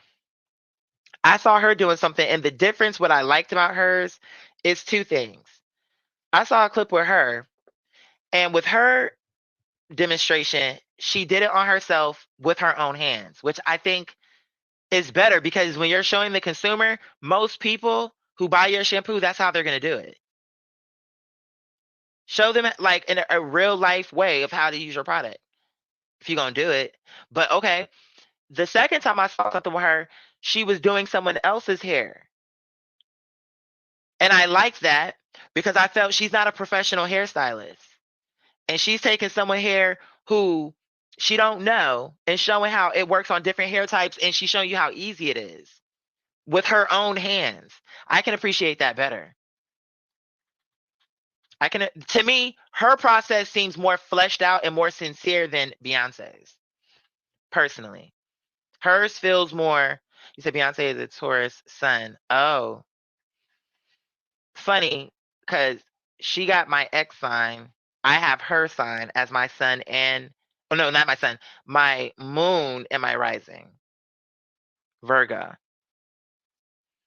But washes her own hair. When I had Quinn, I didn't unless I got out the pool and had to. Just Google it, because I'm gonna Google it real quick. Let me see, because I know I came across that article. I'm like, this lady really just can't help it. That's what's really tripping me out. Secret stolen design. Look, it popped right up. And it's like, why do people keep saying accused of stealing? How is it accused?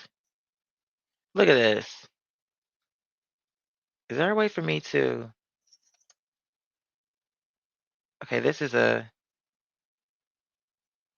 Okay, this took me to a... Oh, I keep forgetting I can share the fucking screen. Oh my God. I don't have to post this. Okay, hold on, let me see. This is insane. Who can argue this?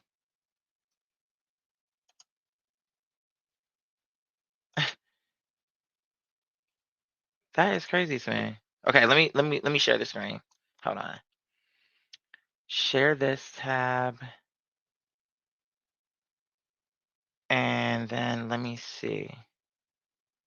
Okay. So, hold on. Let me go back. Give me a second. We're going to start with hers first. Okay. So look. This is... Hold on. Okay. This is her line, right? This is the line she jacked. You're not going to tell me that's not the same design, bitch. It is. And all she did was add, oh, we're going to put a ball on ours. We're going to take, and we're going to, like, she did with this what she does with music.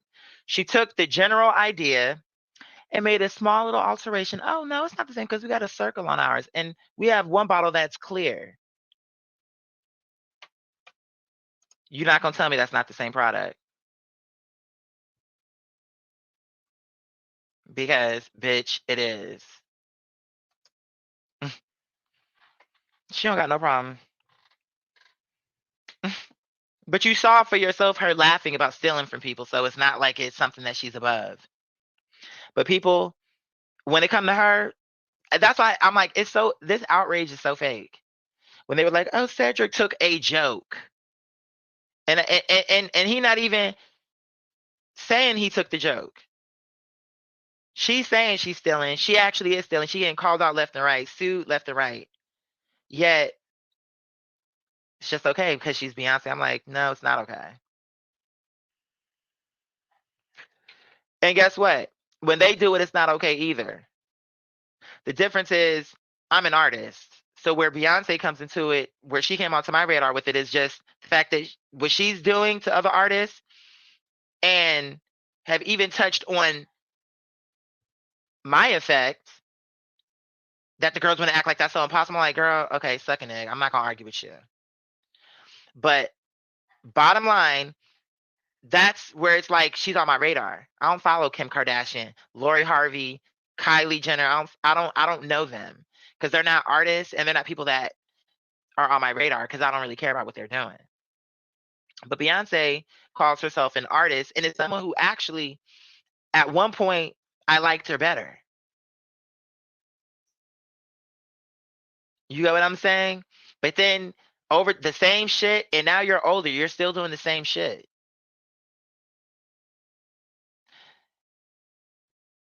And she's a part of just the community. Like these other people, I guess Lori is black too, but again, somebody that, what's her talent? I don't know. I don't even know what, as far as product goes. I know that with Kim and Kylie, I know they have some type of skincare lip, but even with that, that was just such a big thing that you couldn't get away from it. But I didn't care because I didn't follow them. I didn't know about them. Like I knew enough what the public knew, generally speaking. Like, okay, Kim Kardashian, I know who she is. I know who Kylie is. I know she at one point was with Travis Porter Scott.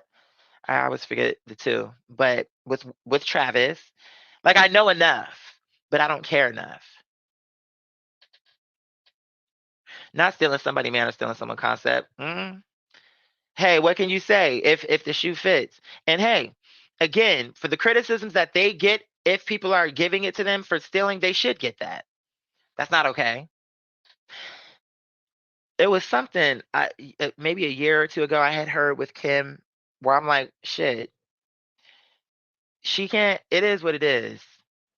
Because if it's true what they're saying about you, what you gonna do? You mad? They're mad that, like, what you gonna do? You can't be mad about it if what they're telling you is true. Like if Kylie was getting red for being a thief and taking someone's concept, and she got red down, and she deserves. Travis Scott. I almost called it Kylie Scott. Travis Scott. I knew it was one of them. Who's Travis Porter? I know that's a person. Anyway, yeah. So I'm like, yeah, it should be called out. Honestly, that's how I feel. Or if it is, I don't have a problem with it. Is what I mean. Like, okay, so you got called out. You did steal their idea, especially when we can see it's true. Like if the person is saying you did it, they can pull something up and show how the concept is similar. Then what you gonna do? Like clearly you took their idea. What you gonna do? You deserve it. I wouldn't have no feeling about that. I would just be like, you deserve it. The criticism you're getting for what you done, you deserve it. That is true.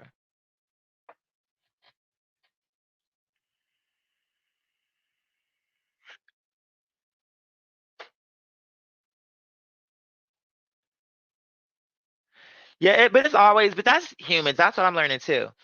I can see that people are very weird and selective and not, that's what I think makes things so even kill or so uneven when it could be even kill because to me when you're not fair across the board, you make it where people gonna say, "Oh, you just saying that because you black," or "You just saying that because you white," "You just saying that because you gay," "You just saying that because you're a woman." Like you set the conversation up to where people can say that.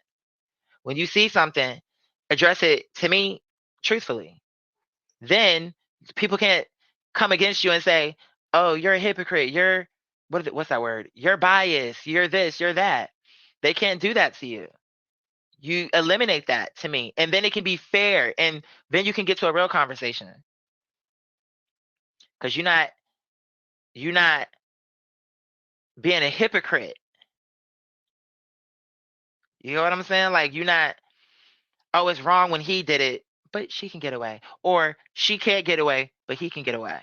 No, they both should go down. They both should be uplifted, or whatever the scenario is where what's fair and what's good for the goose should be good for the gander. It's not right. And if it's not right, it's not right. And it's okay to say that. There's nothing wrong with that. I don't understand humans. Like, I'm like, what's wrong with us?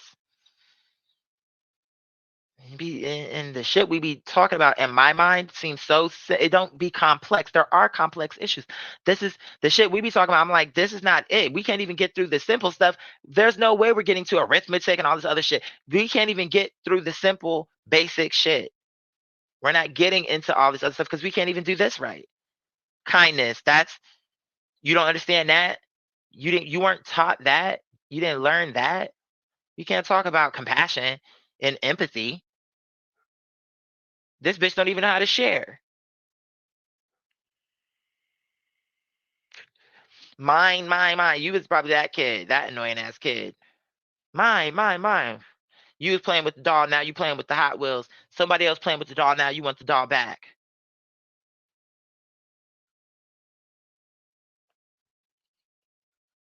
Just aggravating and annoying.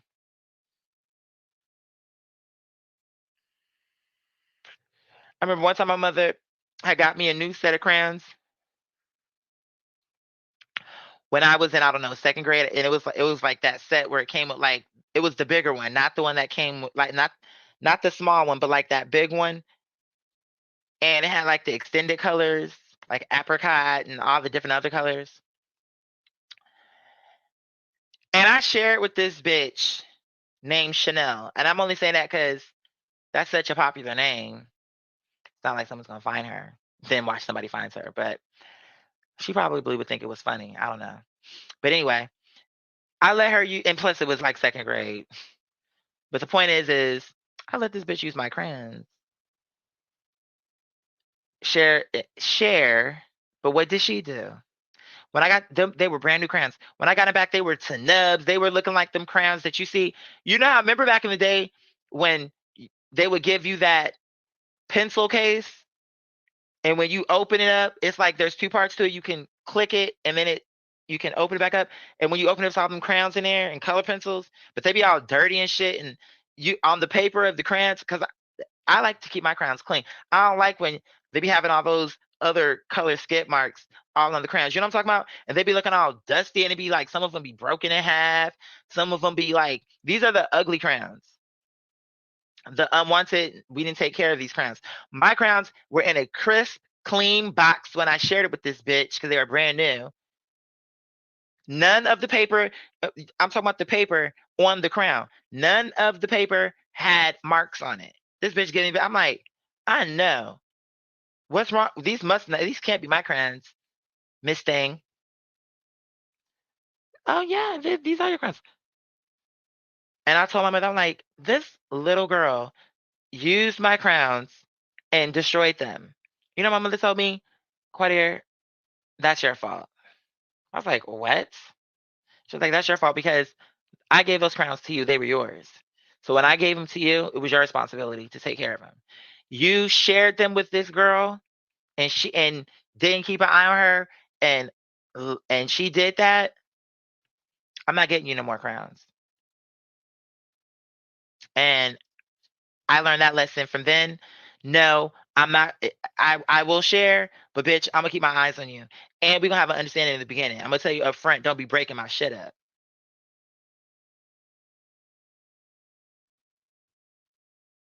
Because I remember being very aggravated with this little girl. I'm like, I brought these here brand new today. Now they look like the unwanted crowns. After Fiona, Princess Fiona, motherfucking them. She was really like big, like tall and hefty. Like she probably grew into when we got older. Like the height probably caught up and everything leveled out. But I'm saying with them big ass hands. Those brawny hands, bitch. You're not about to be. That's what it was. That's why they were beat up like that. Cause she coloring all hard. She had to have been like, when I would color, I color light. Like, not them. You could tell them bitches that like to scribble hard into the paper, leaving all them indentions onto the paper, and then the shit be looking like dookie to me. Cause like you can see the crown be so, you be coloring so hard that the wax be peeling up. It's not supposed to do that. You're supposed to color it light to where it's the wax is not leaving residue that I can peel up with my nail, or that I can just move around the page and color some more if I want it, because it's excess. That's what she did with my crowns. It's like, this little girl.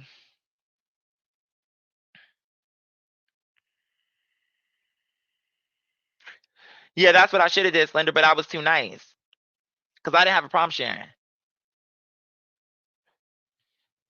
I got the crowns. Yeah, sure, you can use them. Not a big deal. I learned, like, yeah, you can use my crowns if you have collateral. Let me get those sneakers. And if my crowns come back in awful condition, I will be taking these scissors. Remember those little kid scissors? Yeah, I'm going to take these scissors and I'm going to cut your shoestrings down the middle of the part where the tongue is on both shoes.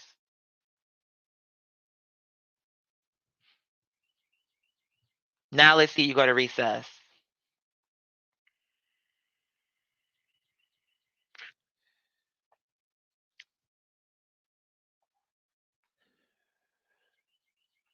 Child.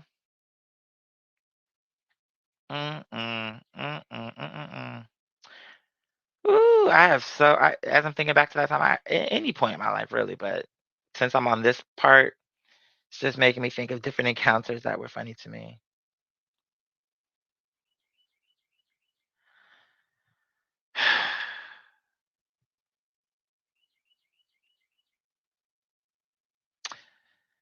There's so many thoughts I have going on in my head. I really wish you would hurry up with this week because I did want to smoke a blunt with y'all. Gotta cut the grass tomorrow. The lawnmower showed up. The weed whacker is here. Gotta walk to the gas station. Actually, what I plan on doing, inshallah, is I want to cut the grass tomorrow. Then I want to get insurance on my car. I want to make a phone call about to the used tire place that's not too far away. How much for 4 tires? I'm gonna give them the information they need. Then I'm going to take my car to get, like, I have a plan. Inshallah. As long as it's Allah's will. I have a plan. That's what I want to knock out tomorrow. And inshallah, I have some money left over. Pay some bills. Then with whatever's left, I'll get some ingredients for the pizza. Get me some juice. Maybe some, like, some they got this Starry zero sugar drink, like Sprite type of drink. And lucky that shit was good. And how I found out was because it was a substitution. And I was glad they did it because I'm like, oh, no sugar and the shit still tastes bomb. Cool.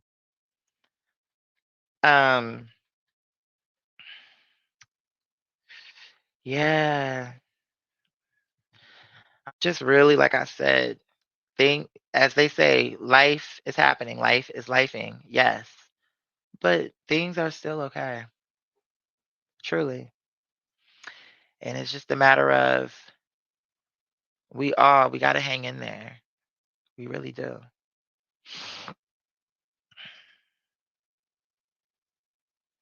We really do.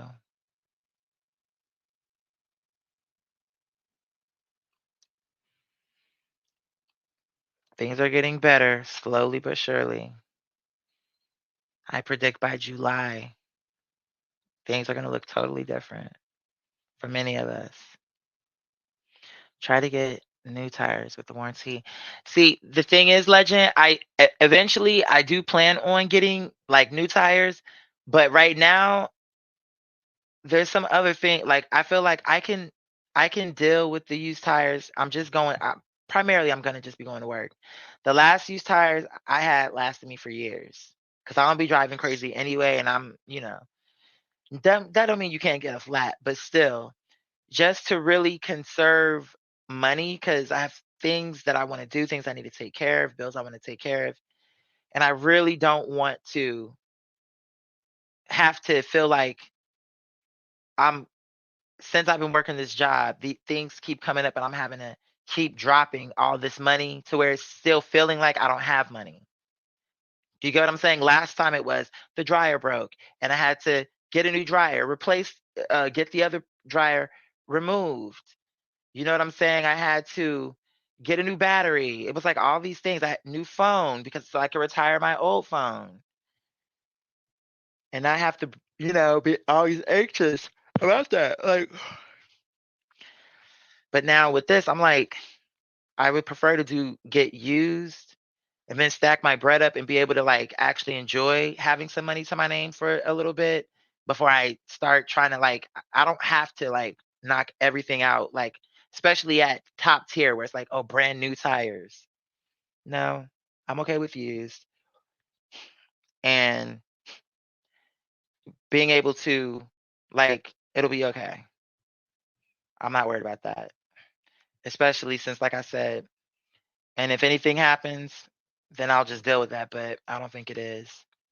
And it'll just allow me to not feel like I just because you don't want to. I don't want to feel because I think, and I need to do some things to enjoy myself so that I don't feel like start resenting having to get up so early. Because even though I know the situation, I still need to reason with my senses also. Like, no, it's not going to just be you working and taking care of things. Yes, but it's not going to just be that. Enjoy. It, enjoy the feeling of having some money to your name. You know what I'm saying? Like, don't just like pay the bills you have to pay. And on the things like with them tires, that's something I can do. Like something that will be okay. Because with that warranty, yes, I like that. But right now, that's going to be like $600 for my car. I don't feel like dropping that money right now. Not when I can do 300 and get all 4 tires. And then you get what I'm saying? And plus I got to do insurance. It's all these other things I have to do. And I just don't want to do that right now. I'm not going to do that. I don't think it's a bad idea though. I just think right now, like I have a plan in mind. Like my intention is to get new tires, but I think anything would be better than what I currently have. And used tires would be a step up, like some fresh used tires. And yeah, I'm gonna just take it from there. Because let's just say, okay, one of the tires had an issue. Then I can replace that one tire. Then I might get that one new and put a warranty on. And then whatever. You get what I'm saying? Like I just that's really ideally I would get them all at the same time. But whatever the case is, I'll work it out. It'll be fine. But with that warranty, that is something that I do want to do. But right now, I just don't feel like dropping the money for it. Yeah, Stary is delicious. Did you watch Yeah, no, I haven't seen it, but I've heard a lot about it. I still can't believe I'm going to be 30 in 6. You said in 6 years' time. You said time is flying too fast, and the fact that it's about to be May. And yeah, as long as your car, honey, don't. Oh, this is him. Okay, he's on the way. Okay. I would tell you, don't get caught up in that. That's what when I was in my 20s, people like I remember that people being so calm. Like, well, what was crazy about that is even in their 20s, oh my God, I'm 23. Like, I was never into that. Like, I'm getting so old, I can't believe it in 6. Like, no, I'm not gonna stress myself out. I'm gonna just live and whatever I get granted, and that's that. Don't stress yourself out, Rose. And it'll be great when you hit 30s, 35, 40, 45. It'll be glorious. How you'll know is if you living right. Like you won't feel like because And don't get into that whole, oh, like when society, oh, what was that conversation we were having? A geriatric pregnancy. Like, put all that out of your mind because it's silly. Like, it's gonna, if you're gonna have a kid, you'll have it when you're gonna have it. If you're gonna have the kid. And when you do, it's not gonna be a geriatric pregnancy unless you're geriatric. Like, because people just be getting so stressed out. I remember even in my 20s that's gonna always be a thing. I think. I think that always has probably been a thing. Maybe always. Like, I don't know, since recorded history. And back then, it was probably worse because depending on the life expectancy, it's like, oh my God, I'm 11. Ugh, need to start making some decisions here. Like, girl, please.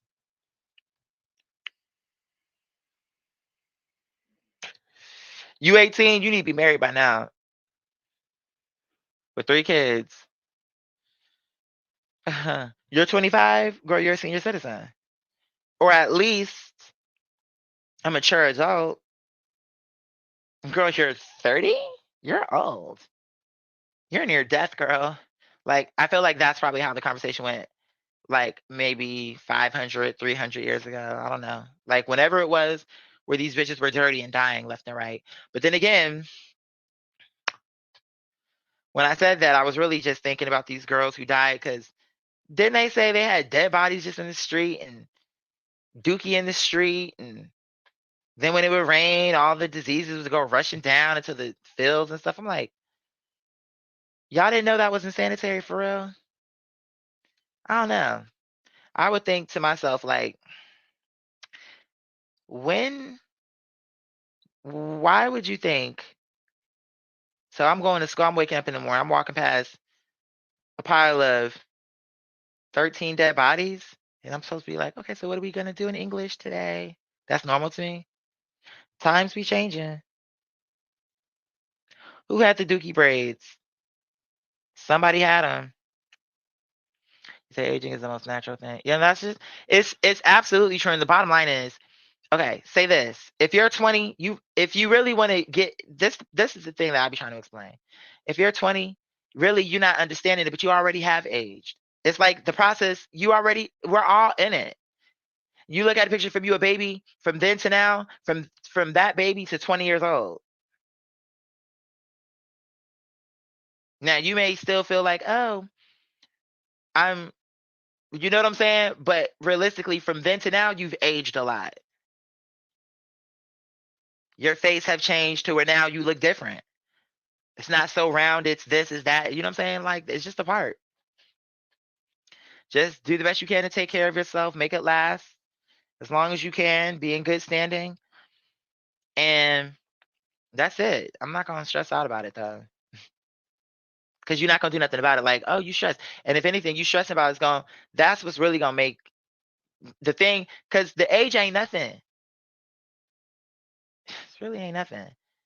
Because what if they would have said, I always think this, I'm saying, it's just something that in this life we live in to identify where we are. You get what I'm saying? In other words, if they had told you when you were born into this world, in a year it's 40 months, then all of our ages would be totally different right now. And we would be thinking, and so every new year would be a major deal, like bigger than what it is now, because it'd be like, it's the 40th month, and we will be okay with that.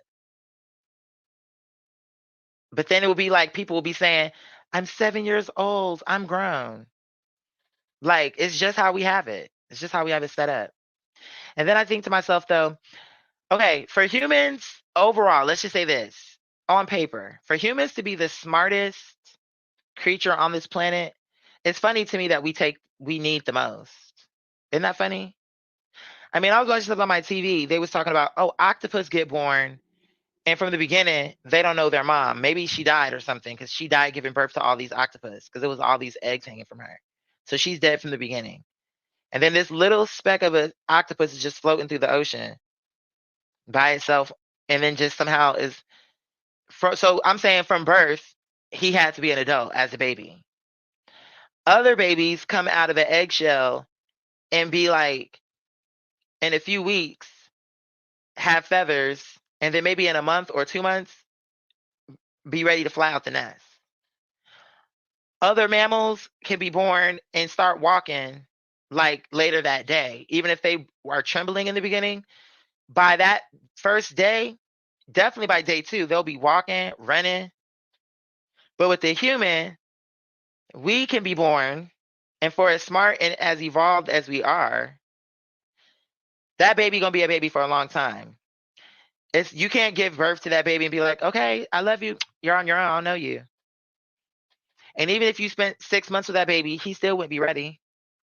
It's going to take 18 years even for him to maybe be ready. And even then, he might not be ready. He or she might not be ready.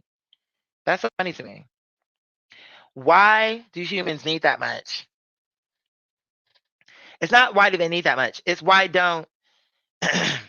It's what is it? Because the thing is it's just, it shows you the difference between humans and every other species. We're the only one.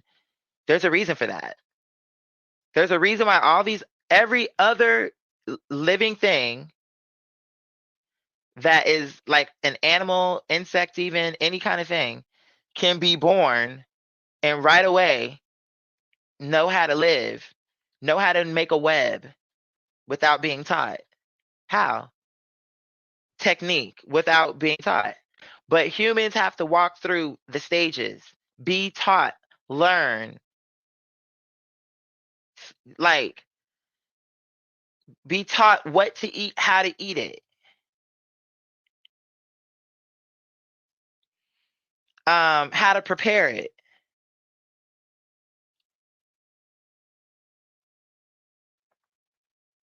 We have to be taught how to live. Because even when you see those other animals following, like let's just say, I'm trying to think of something. What? A bear, an elephant, they probably are the most like, but even they are quick, but probably the closest thing you can find where they stick around for a while. They don't just leave the baby. But a human needs parents or something to take care of it for the longest time of any other living thing, for it to work, for it to have any chance.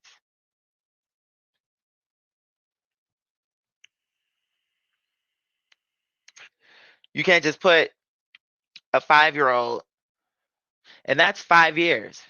Any other animal that have lived for 5 years would fully know how to support itself.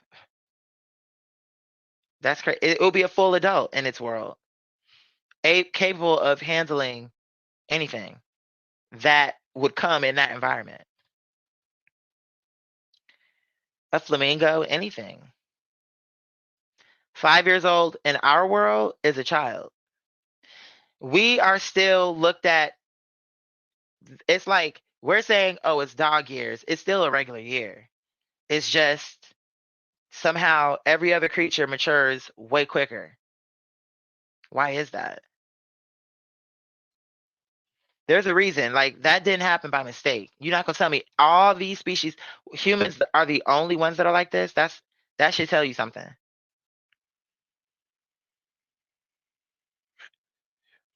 I want to have long. I've seen a multitude throughout life of men and women, but my mind is going towards the women, with especially when the majority of their hair goes gray is when it looks the best. When you see them going around with them, like I've seen it in all styles, and I love all the styles. Even the lady at my job has like this short haircut with a little bit more growth on the top, and it's mainly gray.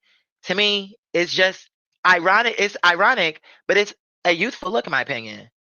I don't know how to explain that. It feels youthful to me.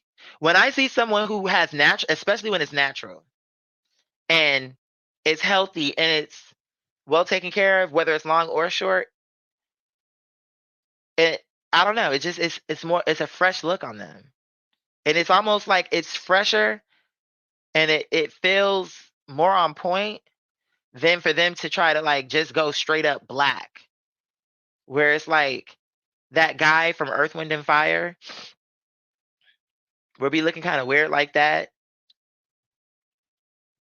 He might even look better if he had it all gray. But sometimes when I see his wig, I think, girl, okay.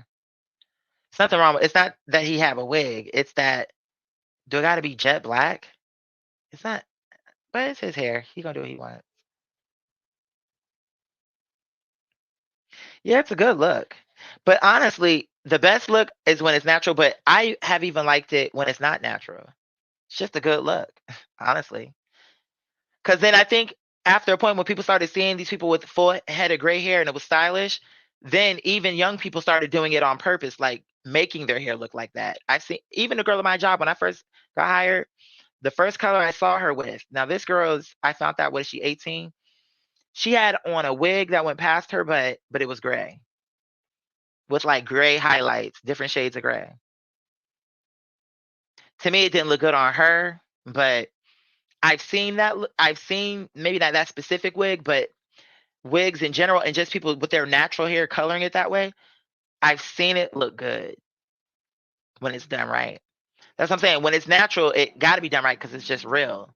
But when it's a dye job, it comes down to whether or not they nailed it, like making it look realistic and making it look edgy, like the look that they're trying to cultivate. You know, when they install them wigs right, it be looking cute. It's a cute look. So especially when it's like the majority of the hair is gray.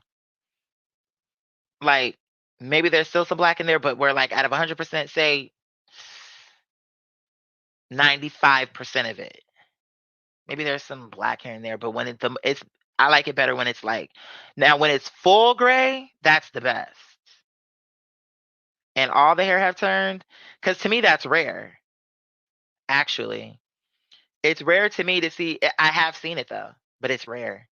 Now that I haven't seen as I've seen a lot of gray, but the full gray is like the unicorn. Because in most people cases, unless they live to like 100 or 90 something, but even then, um, most people, a lot will turn gray, but it'll be competing. Like there's still some black here, there's black patches there. But when the full thing turns,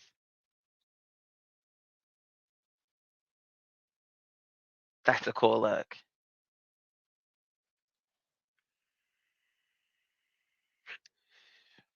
And and you know exactly what I'm talking about, don't you, Portrait? You know exactly what I'm talking about, don't you? Because that wig is so stark. Like, you can't miss it. And he be styling that wig out like Coretta Scott King. I'm like, keep the wig. But even Tina Turner evolved her wig. Because Tina's wigs changed through, like, but they always made sense for where she was. Because then it got to the last stage where it was just that classic kind of like bob that Oprah wanted to water her brand down. I'm like, take off this lady wig, but it did look good on Oprah. That's why she kept it on. Tina was like, see, that's why I don't share my hair secrets because you bitches want to be clones. Now you want the Tina wig.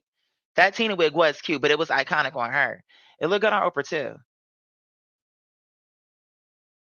And it was giving me like a more mature version of like what T-Boz had. It was just like the more like refined version of that, in my opinion. I felt like Tina's was more like she can go to a black tie dinner and have like a diamond coming down the center with maybe a black gown. I'm seeing her in a black gown, off the shoulder, simple accessories. I'm saying like maybe a simple platinum chain with like a cute diamond, maybe some uh diamond pearl earrings that hang ever just a little bit of dangle, not too much, just ever so slightly. With that wig on, with her evening makeup, not too heavy, just she doesn't need it. She has a natural smolder face. Give her just the right amount of smolder. And then I say we can even give her some like satin or velvet gloves. Put like I see her with a beautiful tennis bracelet, some type of diamond bracelet. And she might even can come in with like a faux mink. You know, I could see her with it wrapped with her wig. It was a good wig. You see it, don't you? You see it, don't you? Yeah, right? I'm not tripping, right? You see it, don't you? Isn't it? It's like Tina's, it's like they're cousins, but or mother and daughter. Tina's is the mother, and then the T-Boz one is like the kid version.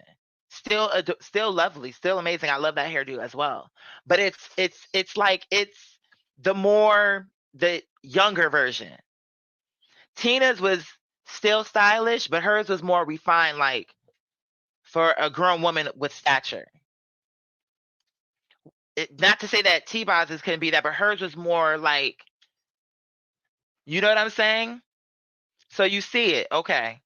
Yeah, I'm like, yeah. But Oprah, that don't mean for you to try to squeeze in there because you still have Tina wig on.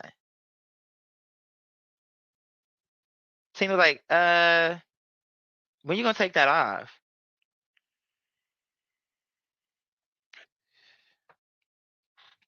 Oprah was like, girl, one of my friends had to tell me to get about that Tina wig, bitch, because I did enjoy it.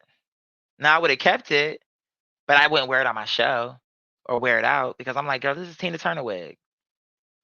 Put it on a wig mannequin, a plain one, a cute one, however you want to do it. And girl, put it into a collection, like of things that are important to you. Like, this was the wig that was Tina's, and she let me wear it, and I kept it. Cause Tina said, "Bitch, I make my own wigs." You know why I did that? So that for sure nobody here would look exactly like mine. Cause I made my own wig and cut it myself. I was like, okay, Tina. I think she started doing that later on. Maybe she made it in the beginning too, but in the beginning, although even in the beginning of her wigs, I'm like, I like Tina's hair long and short. I liked all the Tina wigs. Yes, I did.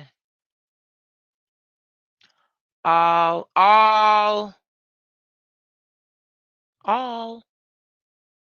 of her wigs. Now, when she got into her rock and roll phase and she was wearing the spiky wig, that's probably my least favorite era. But I understood why she did it, and it was still iconic. That spiky hair, I'm like, ugh. It looked like you just took a blow dryer and just blew it straight out and put some hairspray to it. But that was her. It's physical. It is magical. You know what? It's not the same, but you know how people say Toni Braxton, Anita Baker? You know what I just heard just then when I was doing that? I'm hearing Macy Gray, Tina Turner. They're not exactly the same, but they have a similarity somewhere. I don't know why I just heard it. Because when I was doing Tina, I almost went into a Macy thing. Because Macy, I try to walk away, but I can't even do it because I'm too hoarse now. Which is ironic because you would think that would make it easier, but no. They had Macy Gray up there talking about, my son did not beat me. I'm like, y'all need to leave Macy Gray alone. Because she seemed too chill. She don't fuck with y'all. Macy was like, bitch, I was high my entire career. I don't remember anything. I'm like, girl, what drugs is you doing? Was it just weed? For real? Because was it Jamaican weed? I saw this one video so many years ago that just came into my mind. Did y'all see the clip of that news reporter, this white dude? I think he was somewhere in Jamaica. He was like, oh, we're out here in Jamaica. And I don't remember what the story was about. I forget how we got to that. Or maybe he was in Africa. I don't remember where he was. It was years ago. But he was somewhere. And look, so they was out there. And what they was doing is they was collecting all the weed. And for whatever reason, they was just burning it in a pile. In a big ass pile, not a small one, a big one. I mean, that thing was sky high. And they were burning it out in the open. And it was a big ass fire. You could see all this smoke just everywhere. and he was talking, right? And he just got so high. Bitch, I gotta find that clip. It's 2 clips I gotta find now. Cause now we about to laugh. I feel like laughing. I wanna see if this is gonna make me laugh when it did that first time when I saw it. Okay. How do I wanna search this?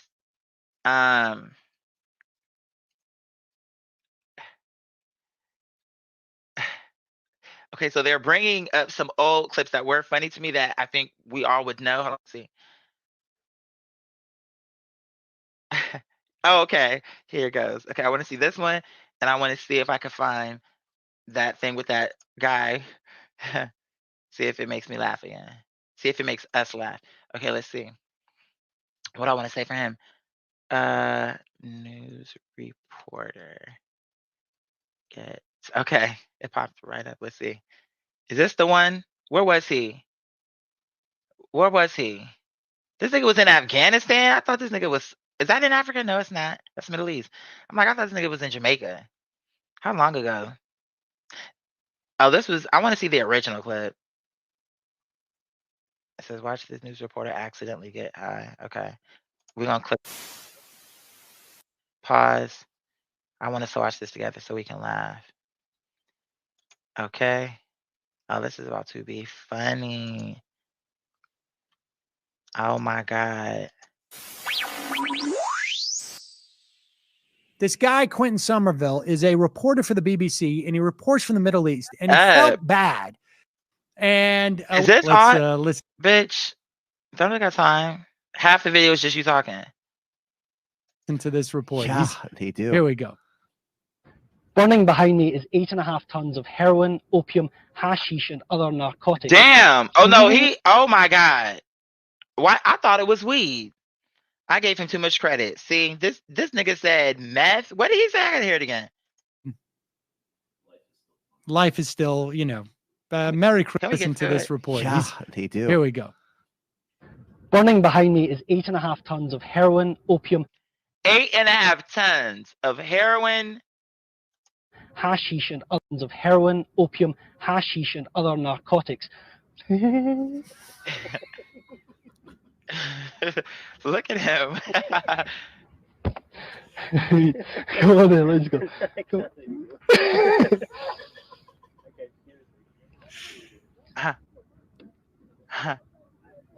Burning behind me. Look at him. Quick. Well, we just need one more.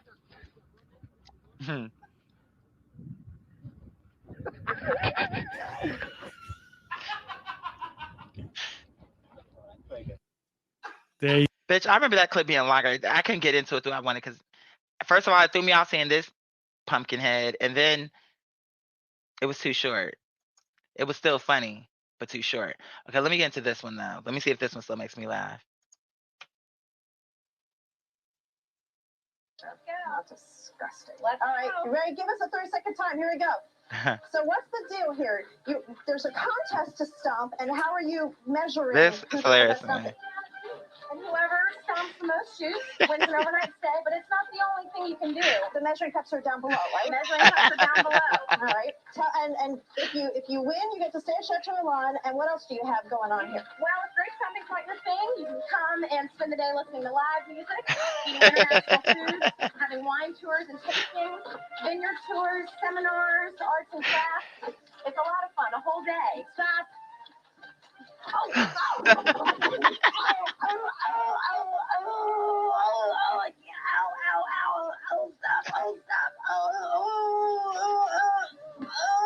can't breathe. Stop. No. Oh, boy, I think she's actually. I mean, it's only funny now, especially because we know she's okay.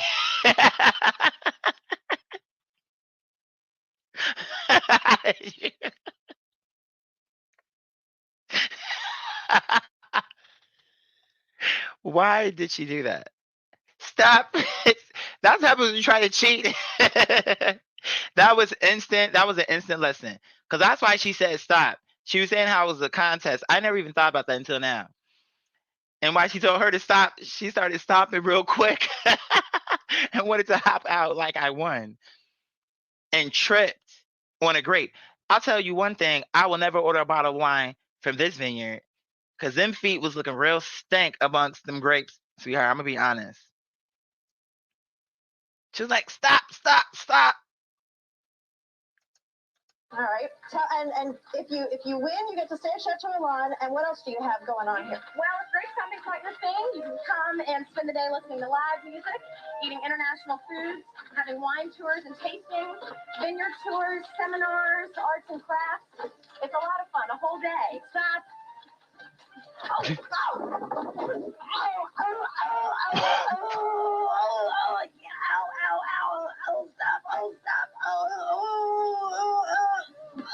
I can't breathe. Stop. No.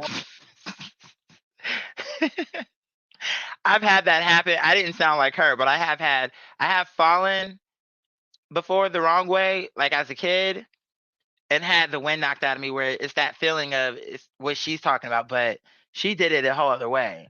Because she was like, oh. That is crazy to me. I'm like, what sound is that? International foods, having wine tours and tastings, vineyard tours, seminars. Where is she today? It's a lot of fun, a whole day. Stop. I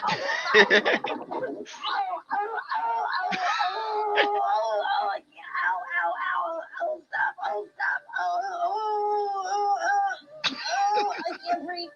Stop. No. Oh, boy, I think she's actually hurt. No, I think she is. Yeah, she's hurt. No, I think she's actually hurt there. She took a hard fall off there. Oh, Okay. gosh, I hope she's okay. Okay, we're gonna make sure she is. Try and check on her. Bitch. They wanted to first know she was okay because she almost laughed. She was like, I think she is hurt too. Look at her. Ooh. She's like, and they still got to hold it together. No. Oh, boy, dear. I think she's actually hurt. No, there. I think she is. Yeah, she's hurt. She took a hard fall off there. Boy, Okay. gosh, I hope she's okay. Okay, we're gonna make sure she is. We'll try and That's check the on best. her and get back All to you right. as soon as we can. We'll be back right after this. Damn.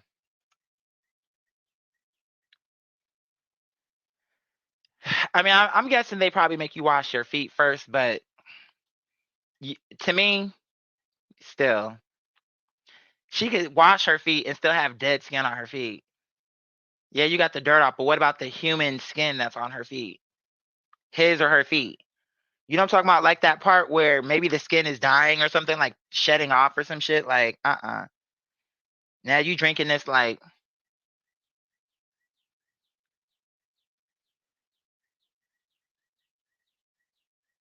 That's why they tell you, no, swirl it around, smell it first. She looking at, do you think she gonna smell my toe jam? They never do. How many complaints have we gotten? Exactly. Keep stomping. Anytime them machines go down, they say, get to stomping. These hoes will not know. They really never do. They think when we give them all these bottles that they're all come from the machine. They're not. My dad stomped one keg. I stomped the keg. You stomped we've all stomped kegs. They never call us out. Ever.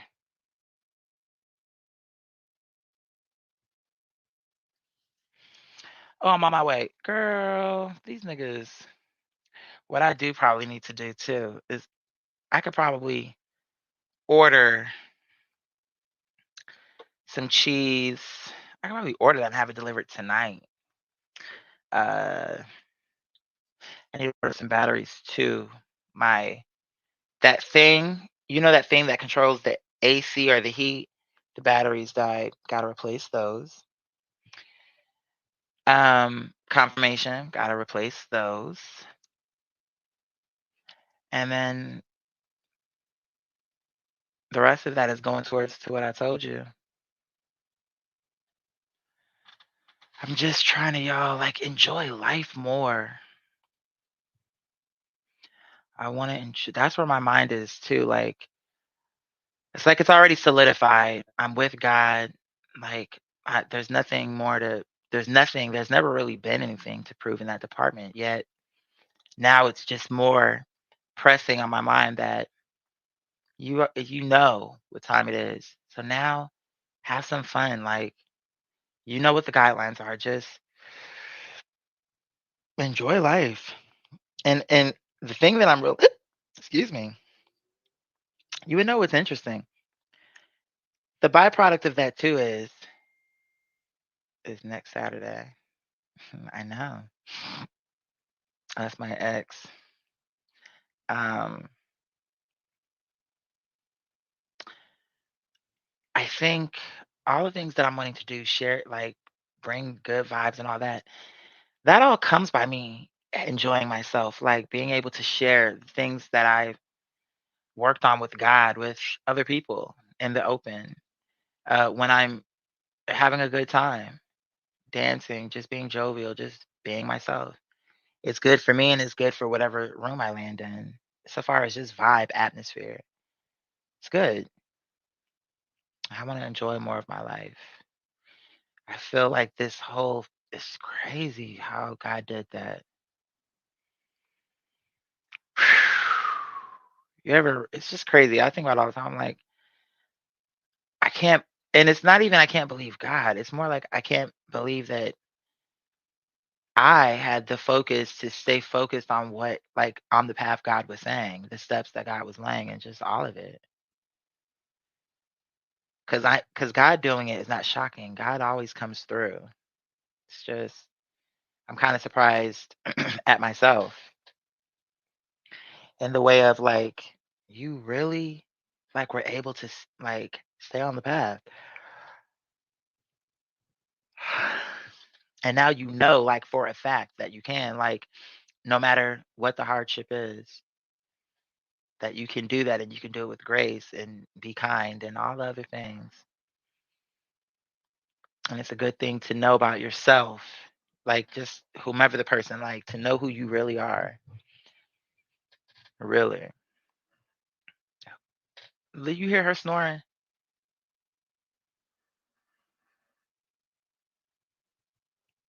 See, that for me is like peaceful. My one baby is sleeping on my lap. The other one is sleeping on like a love seat to my right, and then the third is behind me. This for me is like a happy place. It's my childhood dream of what I always saw. Like I'm gonna have animals and we're gonna love each other and be like that movie. Only my animals wouldn't be lost in the wild. But I was like, I want two dogs and one cat. And I literally have what I said. It's everything what I said. My animals love each other. They love me. We love each other. Like they get along. I'm sorry, Anais. Um, they get along. They're kind. People are always saying, "Oh my God, your animals are so well behaved." It's like it's. I know God is delivering all the things He showed me, all the things He put for me to about my personality to want, to desire animals, and He just it's just crazy. It's all poetic, really. But yeah, I'm about to. I really wanted to smoke a blunt with y'all, but I'm getting tired now because y'all know I've been up since 4 a.m. And I'm sitting here. Um, and I'm tired now. But I feel like we got to kick it, and hopefully y'all have enjoyed this installment.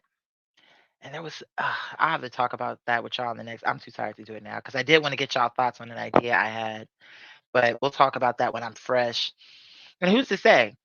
I could, if depending on how I'm feeling, once this blunt come, not a guarantee, but I might come back depending on how I'm feeling.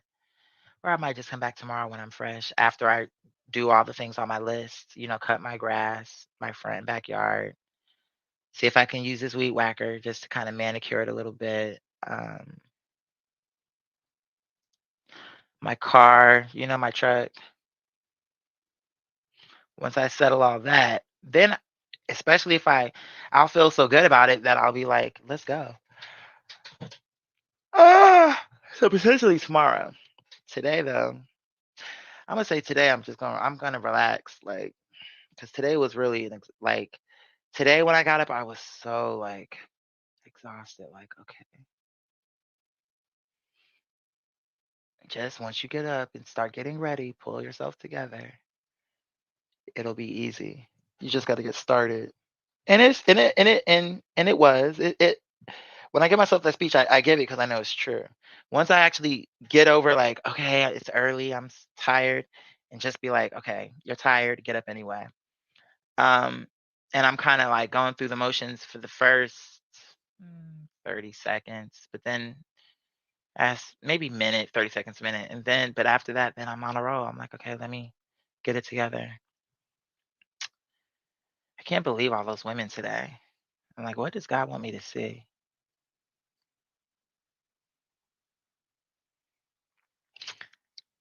That's the other part. That's what that lady said in the wheelchair. She was like, honey, you better walk, honey. You better, you know it. Like, no, the other lady, it was like they were all just giving me, like, I'm like, okay. There's something energetically happening. And I'm feeling something happen. Not sure exactly what, but it's good and it's different. It's different. I'm happy with it. I am. All right, you guys, listen. Said this live was the best. Yes. I'm glad you enjoyed. Alhamdulillah. And thank you for all of the comments. It's 444. I feel like we've done that a few times. I feel like we've done that a few times. Like I said, you guys, I have to, I want to put this order in so I can get these batteries so I can put the heat on, child. Because with that machine not working, it's not going to read it. So now when I'm turning it to the heat, it's not reading anything is happening because then batteries are dead. So I need to do that because I woke up this morning, it was fucking freezing. I'm like, why is it so cold in here? And then I go up there, I'm like, damn, it's because the batteries are dead.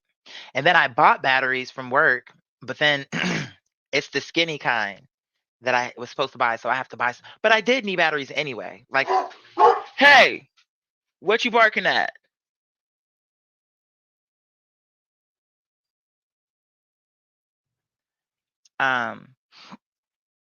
Yeah, because I'm like, what is he barking at?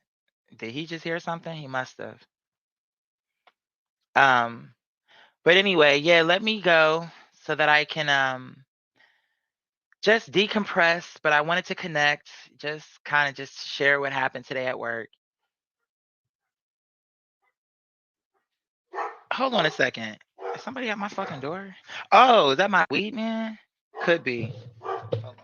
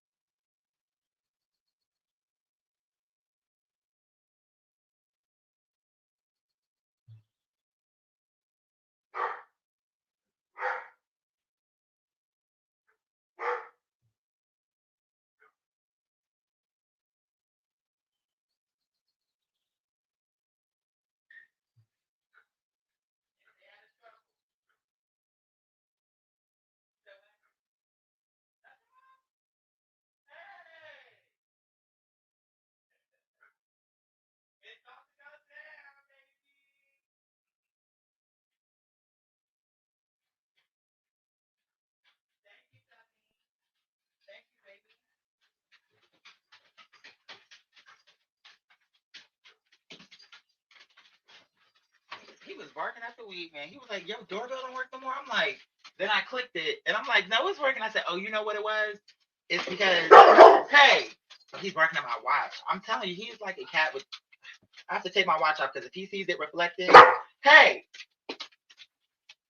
be good, sweetheart.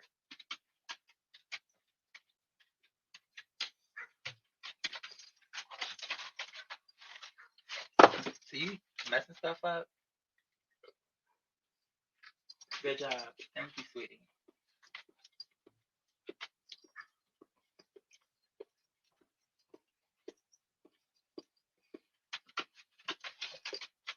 Calm down. Calm down. Calm down.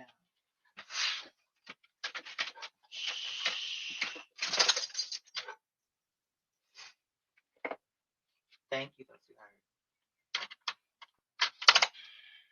Okay. Okay. What y'all think? I've never seen it like this before. I think that's a decent amount.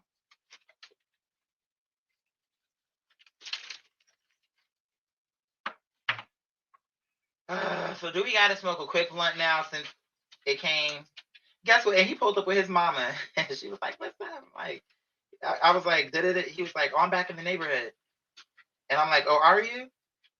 I'm like, "When you get back?" He was like, "Today." I'm like, "Bro?" Like, mm-hmm. I was like, and then at the end, because I always tell him, I say, "Stay out of trouble." This is the one that got shot. Then got into some other thing. He got to this. I'm like, "Boy, please stay out of trouble." What you mean you got shot? but I said, "Stay out of trouble." He was like, "I am." He was like, "That's my mama in the car." I'm like, "You lying?" I'm like, "Hey, mom." She was like, "What?" She seemed cool. But remember, but I forgot. I'm like, oh, she mixed, but she looked white. But don't make a difference. She's still cool. Remember, I told you his grandmother gave me a reading. So the whole family is involved in the business. I may even go to her for another reading now that I'm thinking about it, because she actually wasn't bad. I liked her. Okay, let's get to this. Ooh, child. Look at Allah. I was just about to wrap up, and then something started going off. But I knew it was something because I trust my babies. I'm like, when he started working, I'm like, he must have saw something. I knew, I thought, but I believed it was something, but I didn't know it was someone at the door. Because I thought he would text me first, like, oh, I'm here or something like that, but it don't matter.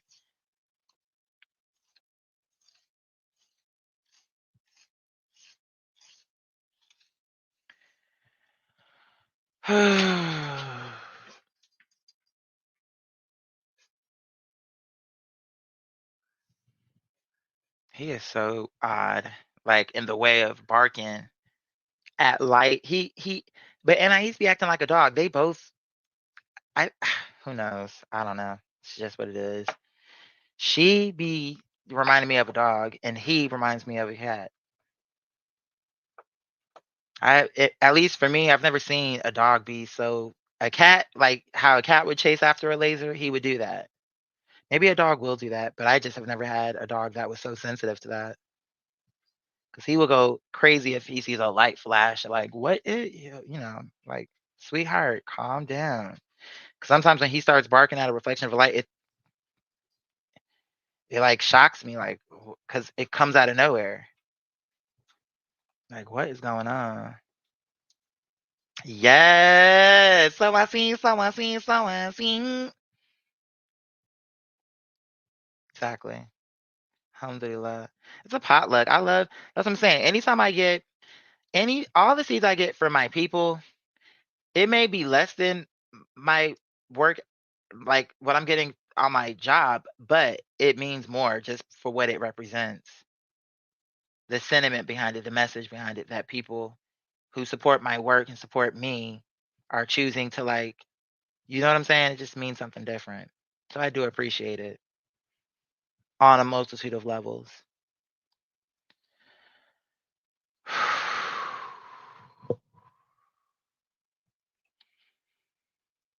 I'm gonna try to roll a regular, like a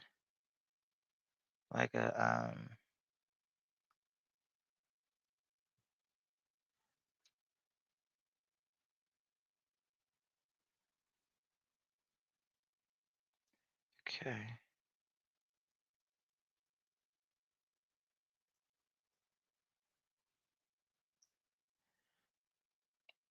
Okay.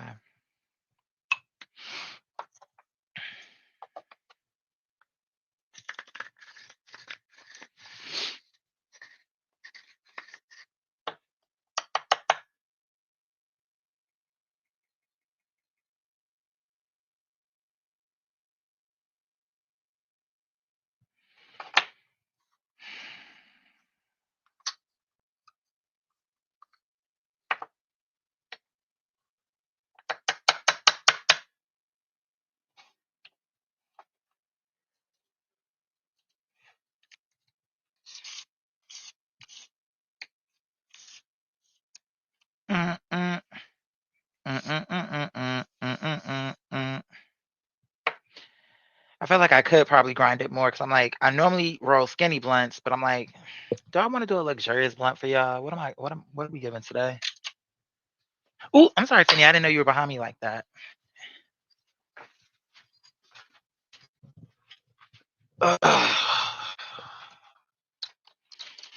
We just about to shoot the breeze. We just about to shoot the breeze. We just about to shoot the breeze.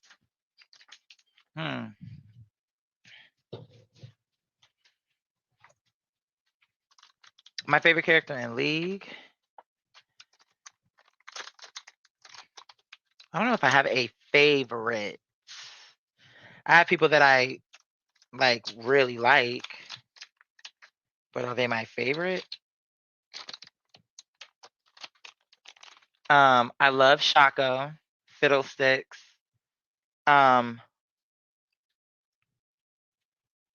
This remake of Skarner, I mean, I get it. I do like some of the stuff in his kit, but I'm talking about aesthetically, his look. I'm like, ew. This is not cute to me. But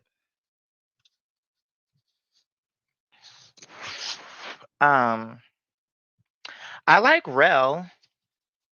I really like I like a lot of the people, but I don't know that I have.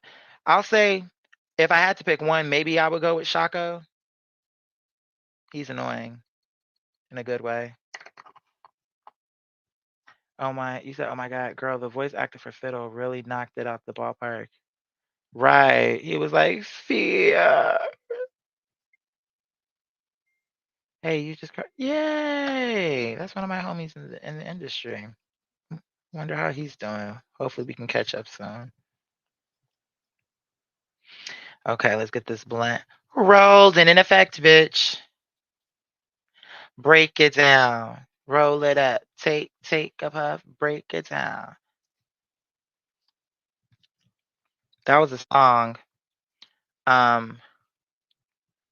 A girl in my high school, her sister was a rapper. And that was one of their songs. And I was like, bitch, I like that. Break it down. Roll it up. Take a puff. Although all the extra stuff I'm just adding. And then actually, then they wanted me to be on the song because I was adding all this shit. Like while the song was playing, I was just like in the background adding all this shit. Like, and they was like, bitch, do you want to be on the song? I'm like, girl, what? Are you for real? I really wish. And then we went to the studio one time. But I'm like, they need to, every time I would go over there, I'm like, let's be for real. Let's record something. I'm like, and then they never did nothing. I was more serious. Like, this shit is cute and it can be something. Let's do something. Let's record it. But then a part of me felt like once they saw my personality on the song, the reason they kept stalling it is because I think somewhere in their mind, they was like, bitch, I don't know. It just started turning into that weird competition shit I'm telling you about. Because every time I would see them, I was like, when we going to get on the song? And it would always be another excuse. Oh, you know this. And I'm like, that's why I can't wait till I get a record deal. This was before I had my own recording equipment. And this was when I was still in high school. So this was even before that first record label. Technically not the first, but the first that I was working with. Because remember I told you that long time ago when those record exec people came to my house in that very kitchen. And my mother thought, he's too young, certainly. But I'm like, hello, Michael Jackson. There's plenty of people who were my age. But in her mind, she was like, they'll see he's a child. And then what might happen is they'll work with him once he gets older. So that was her logic on it. And I'm like, Mommy, what was one of you going to let them come here if you knew you were going to tell them no? I didn't really like. But the good thing about her, I would prefer her to be that way than to be a stage mom. And like, because with the different type of mom, my trajectory could have been totally different, especially if they saw you can sing, you can do all these different things. My mom was really in the headspace of, you're a child. I want you to exist as a child. And she told, I remember she told me what so many people have been told. She told me, what's for you is for you. If God intends for you to do this, if you do it at 18, it'll still happen. Like whatever's supposed to happen, it's not like it's, because you're, how old was I, 12, 13, something like that. This is not going to be your only opportunity. I'm like, I was so annoyed with her that day. I was. And she knew it, but I got over it, of course. But I was, because I'm like, I went through the yellow pages. I was the one singing on all these people's voicemail. I was the one, as a kid, I'm doing this on my own. And then I actually got some responses, and they actually were so impressed they came out to see who is this person.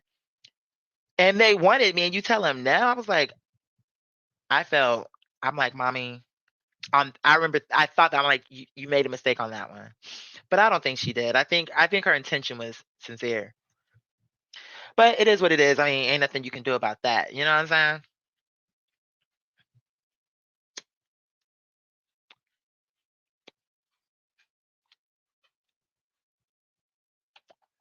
Yeah, that's how you gotta smoke. It can't be that bullshit, because they be getting clogged, and I'm like, girl, I don't got time.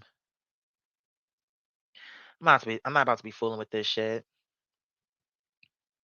I sure did. I went through the yellow pages, and anything that had anything to do with the record label, I wrote them all the numbers down, and I just one by one would call, and I called up people that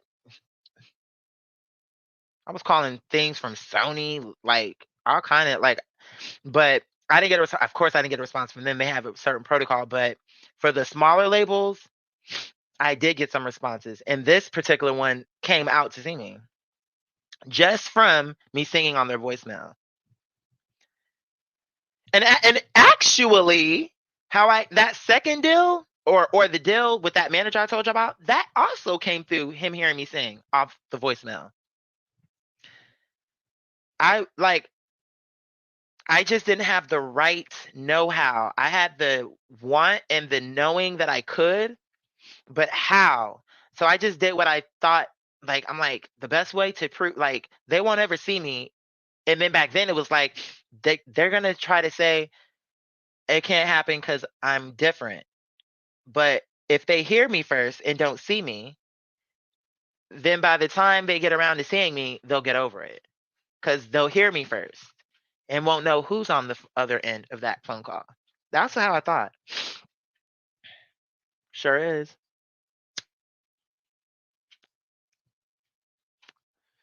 And I told y'all when I got to that other label how he was so mad. My manager was so mad because he told me Gabe will never work. He swore it. And he told me, I don't work with gays. He was like, you should count yourself lucky because I don't work with gays. You're the first gay guy like this I've worked with. I don't work with gays, women, or fat people. He told me flat out. He was like, so you should consider yourself lucky because you are the exception. I was like, I'm not a pick me, so that don't make me feel good. Oh, I'm the only gay? It was actually a disgusting thing to say. But he was certain. And he had different reasons why he don't work with them. Oh, because women are bitches and fat people don't sell because they're fat. Women want to be able to fuck you. He was very rudimentary and basic. He was like, so if you're gay, they can't fuck you, so you won't sell.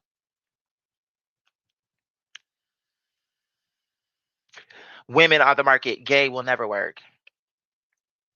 So, but look. So that time when the record execs came, I always feel like I start with the story and don't ever give all the details. Maybe I did and just forgot. But the point is, I told y'all the story. So he called me because all the other artists were not coming through so short notice. He called for me. I picked up the line. I need you. I was down at Atlantic Station with a friend, and I told him flat out, I said, I'm in my quote unquote gay clothes. It don't matter. They're here. They want to see what we've been working on.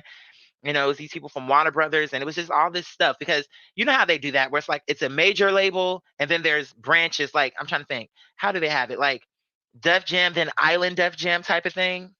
I'm trying to give it something akin, but okay. So he's like, I need you, come, just come. And my hair was styled like it wasn't braided back, it was just out like how it would be like. And I got there and right away, now mind you, these people hadn't even heard me sing, do nothing, just off my look. Now mind you, and back then I was dressed in a mess. I was confident, but it was a mess. Like, didn't know. It's like I knew, but I didn't have the money to get the things that I wanted, but I was doing the best with what I had. So, but even with that, they were like, oh my God, his look, they were just talking about my look alone. They hadn't even heard nothing from me. They hadn't even heard the song that we was working on. Nothing. They was just like, and it was 3 of them. It was one lady, 2 dudes. And she was like, she started and they were like, yes. Like, and here's what she said. She said, it's giving me like a young Usher, even though I felt like that was just someone she said because she white. Like, she didn't know other examples, but she was like, she said all the obvious people. Like, to me, Usher wasn't obvious, but she said, it's giving me, she said, to me, he's reminding me a young Usher with his look. It's a young Michael Jackson, a young Prince. Let me say what they said to this woman said to me at work the other day. At work, I was getting ready to walk out, and she said to me, oh my God, it's Rick James. She meant it as like a compliment. I could see she meant it as a compliment. And I told her, I looked at her, I said, Rick James. She was like, honey, yes. And I was like, respectfully, honey, Rick James never looked this good. So we're not even going to play that. We're not even going to run with that. Rick James where? But people see little things about me and, oh, because I have a bang. My bang don't look like her bang.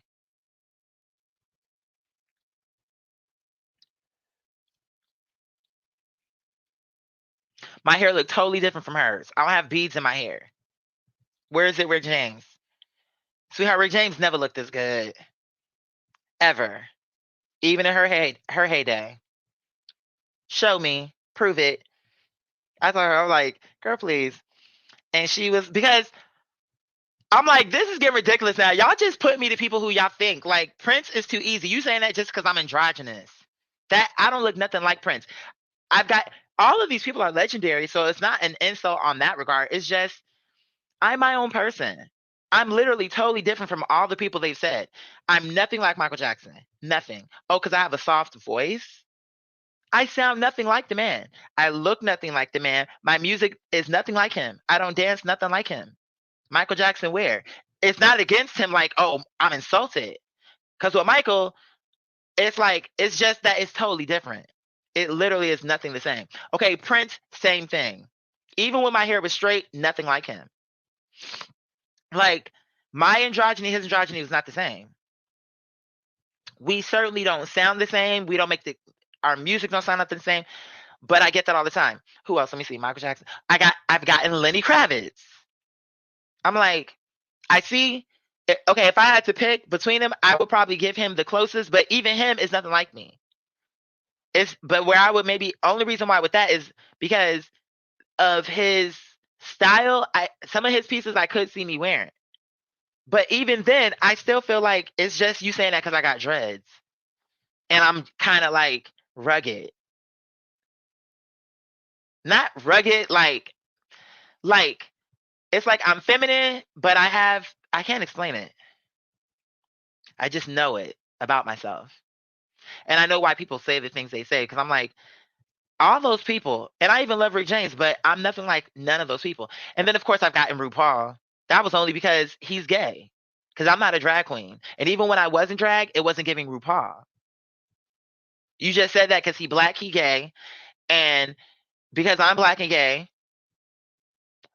it's nothing like I've gotten RuPaul.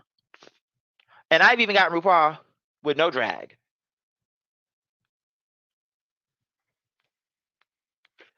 I think what it is, oh, and let me tell you what another colleague said. Now, this colleague is a dude. I like him. He's cool. He's from New York. But he saw me dancing. And that's what people like my dancing. And he hit the corner. He be stalking. And he hit the corner and he shouted out, he was like, boy, you be over here having your in your own world, you be having concerts, don't you? And since then, so hold on. So that was the first encounter. But then like the next day, a girl that I be talking to, anytime I see her, I'm like, what's up, baby? We check in. And she was with him. And I was like, hey, mama, what's up? Whatever I was saying. And he was like, man, he be having like, and I could tell he was saying it with love, like it wasn't insulting. But he was like, he be having concerts and all this other stuff. He was like, why are you not having a show right now? And I think that's actually when, because sometimes, again, and that's another thing about it. I have periods where it's like, okay, let me take a break from my music because now it's like I have zones. Like now I need to settle down, like to stay focused. I need the music. I need no music. That was one of those periods where it was like I was just wanting some silence.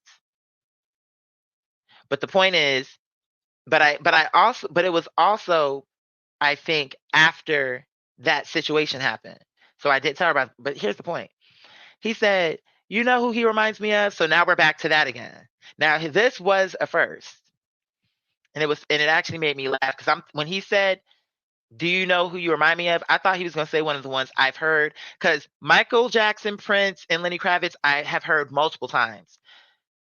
Rick James I heard that for the first time today. Or no, it wasn't today. Maybe it was yesterday. It was recent though. I feel like it was yesterday.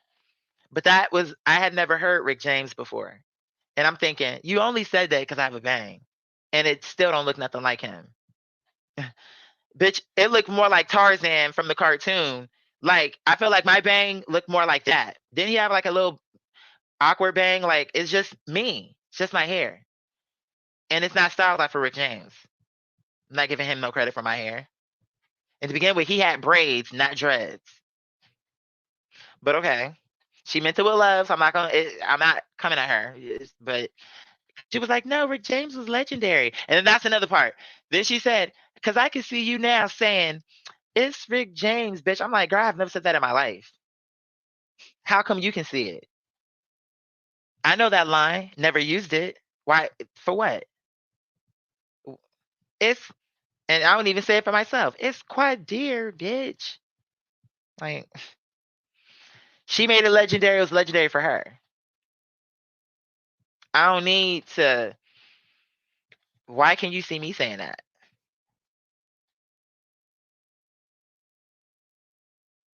Now, what you might be picking up on too is my energy of girl, don't cross me.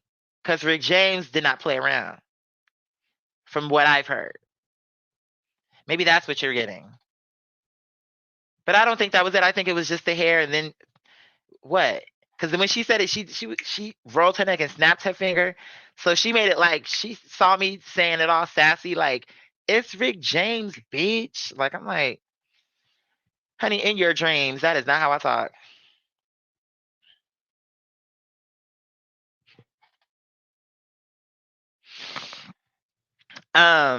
Okay, but look.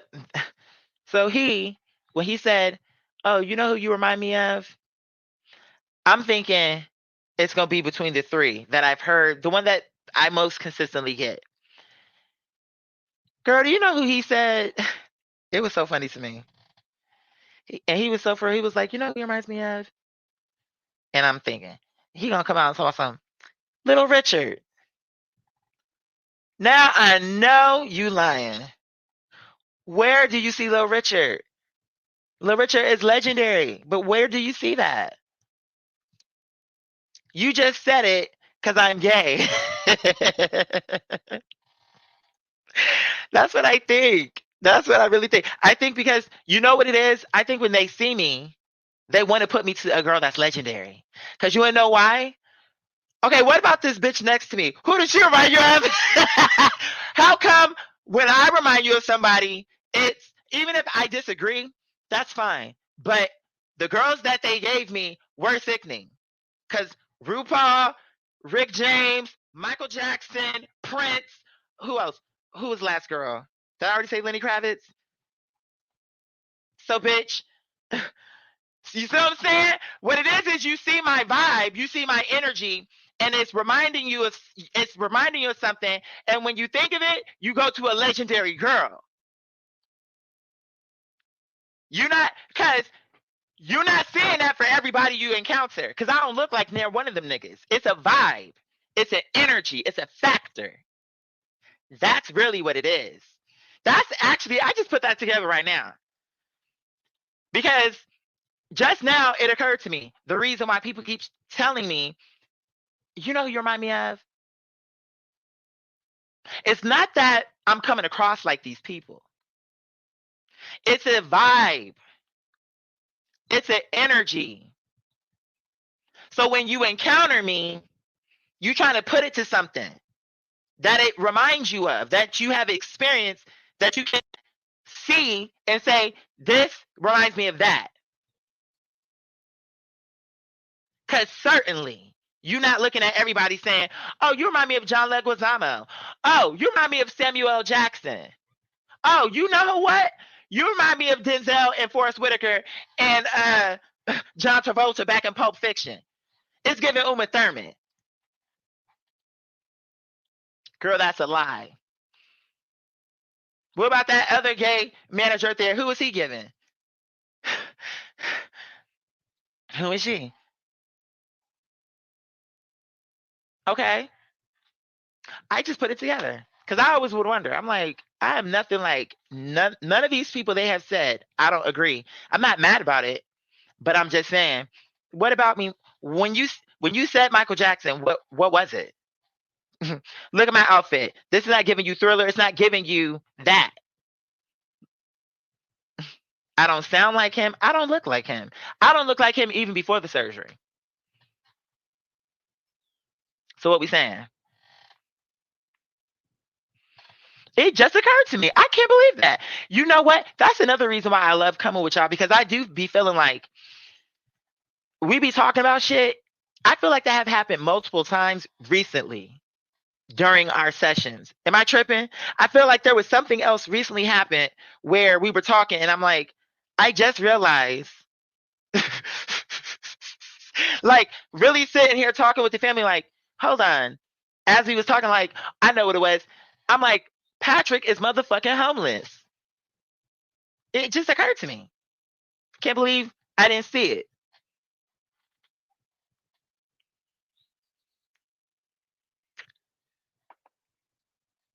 And these girls were upset about it. I'm like, no ma'am, no God. No. Because here's the bottom line. Sitting here with y'all, it's like, and we just be going back and forth, and that's what I'm saying. It's so, that's why they want to keep us, keep us small, because they know the truth. They know what we really do and how we come across, like what this experience is when we kick back. Bitch, this shit would eat all. There is no cattle. There is no feast. What are you talking about? The cookout been canceled. And you been evicted. So your whole life is a lie. You see what I'm saying? Like they can't take it.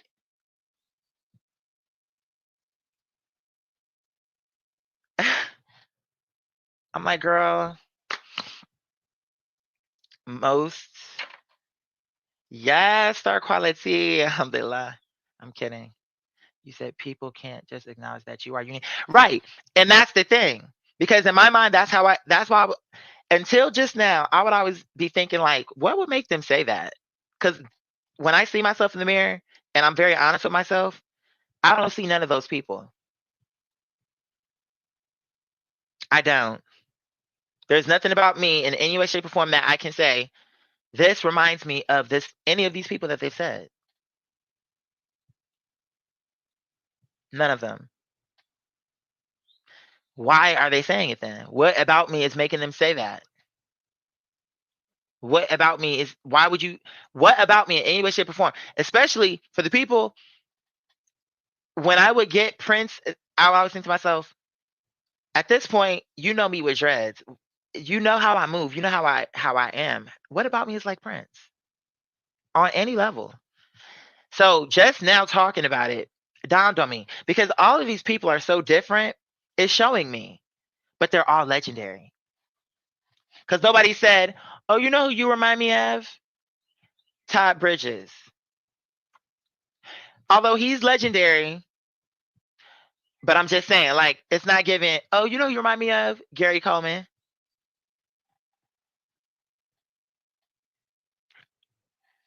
Gary Busey. Bitch, the Garys. Because Gary Busey is legendary too, but I'm just saying, you know the point I'm getting across. The girls they're saying are like a whole other level. So that's what I'm saying. So what they're really explaining to me is that's what they see about me. Like, that's how they see me. Maybe not literally, but in the sense of when they see my energy, they're feeling that energy from me. I just put that together right here talking to y'all. I always used to wonder that. I'm like, people just be talking, because y'all know damn well I'm nothing like these people. I was never offended. I just thought y'all just making shit up because I'm nothing like these people. You can't tell me where it's anywhere similar. Anywhere. I mean, oh, we do music? Okay, so I guess I'm like Tim McGraw also, because he's a musician too. You get what I'm saying? Like, it was to me like that. Like, but like I said, now talking it out, I'm like, oh, that's different. That gives it a whole other energy, because now it's like, wow, that's so kind. Like, I'm seeing it different. I would have walked away respectfully at Topper. And I'm not gonna give him too much, because he had a hard life and he seems like a good person. At least from what I remember and what I'm recalling. Because he might have been one of those ones who was like, because then Gary Coleman beat his wife up. I'm like, no, ma'am. Miss Thing, you should have divorced him and took all her coins, bitch. You're not about to be up here. Gary Coleman beating up on me? Girl, I'm taking everything. And I'm moving on with my life. And I will be sipping on mojitos in Tahiti, bitch. And I don't want to hear nothing about it. She would have got canceled out real quick. You think it's giving you an Elvis plate, girl? Let me tell you. I can't believe that didn't come to me sooner. But that's just a part of just living. That's what I'm saying. Like, you just learn things. Like, that's a simple thing, but it's something that literally until this moment, I would wonder about it, but in a different way. Like, what would make them say that when sincerely, I'm nothing like these people? And I'm not saying it like in a nasty way. It's just true. You know what I mean? If it was truly a person where it was like, oh my God, then it would be like, oh. But that's not the case. Certainly not of the people that. But what have been consistent is all the girls are legendary. I can say that. I can say that part. It's so crazy. There's this Caribbean dude at our job, and he asked me, "Are you Carib? Are you like island?" And I'm like, on my dad's side, that over there, but I don't ever say nothing about that, because it's in my mind, it's like the equivalent of what's on my mom's side. My grandmother, her father was Caucasian, but I don't. What's the point of mentioning that? You get what I mean? Like, to me, now if my grandmother was white, like if my mom's mom was white, then that would be something a little bit different. Does that make sense? Although I guess on my dad's side, since it was more of a direct connection, maybe it would be worth me mentioning that. But to me, I just never really, in my mind, I just see myself as a Black American. And I do recognize that from my mom's side to my dad's side, there are different influences. But now that I'm actually here again talking it out, I would say my dad's influence, as far as that goes, is closer than my grandmother's. Well, no, yeah, that is different because I'm saying my mom's mom, her father was white, but I'm talking about my dad's direct parents. Yeah, so that's different. I guess his is closer, but still. So I said to him, well, on my dad's side, there is Jamaican, but to me, it's not worth saying that. Because I'm from Arizona, and it's like, I mean, if it comes into a conversation about backgrounds, then I'll mention it like I'm doing right now. But like when I'm presenting myself, like I wouldn't say, for example, that I'm Jamaican. Not because it would be nothing. If I was, I would be like, bitch, I am Jamaican. But I feel like it's almost like I'm lying because it's not close enough to me. Maybe if my dad was Jamaican, then I would feel that way. I don't know. If it was, I mean, maybe I'm tripping. What do y'all think? Let's flesh this out. Because I'm really trying to, because I want to finish with what he said, but I'm kind of wanting to, because he had a response. What I said to him, okay, well, let me just finish the story and then we can pivot back to this. I said to him what I just said to y'all about my dad. I said, but probably, I don't know, is it my hair? He was like, no, I'm from that. And you can hear it. He's like, no, I'm from, and his mom works there too. I'm like, that is not his mom. They're like, yes, it is. I'm like, really? And this morning, I don't know, she was really nice to me this morning. But beside the point. The point is, he was like, no, I thought you were. And then I'm wondering, is it something about my look? Because I'm like, do Jamaican people actually have I need to go and look that up. I'm like, is it a particular thing? Because I'm like, why? Because, okay, he asked me generally, are you Carib? Okay, but I have had people directly say, do you have Jamaican, do you have roots there in any way? Directly. I've heard a lot of things. One guy came to me and said, are you Fijian? Which at that time I didn't know what that meant. Of course, I learned later because I'm like, no, I'm Quadir. I thought he was asking me if I was someone. I thought that was a name of a person.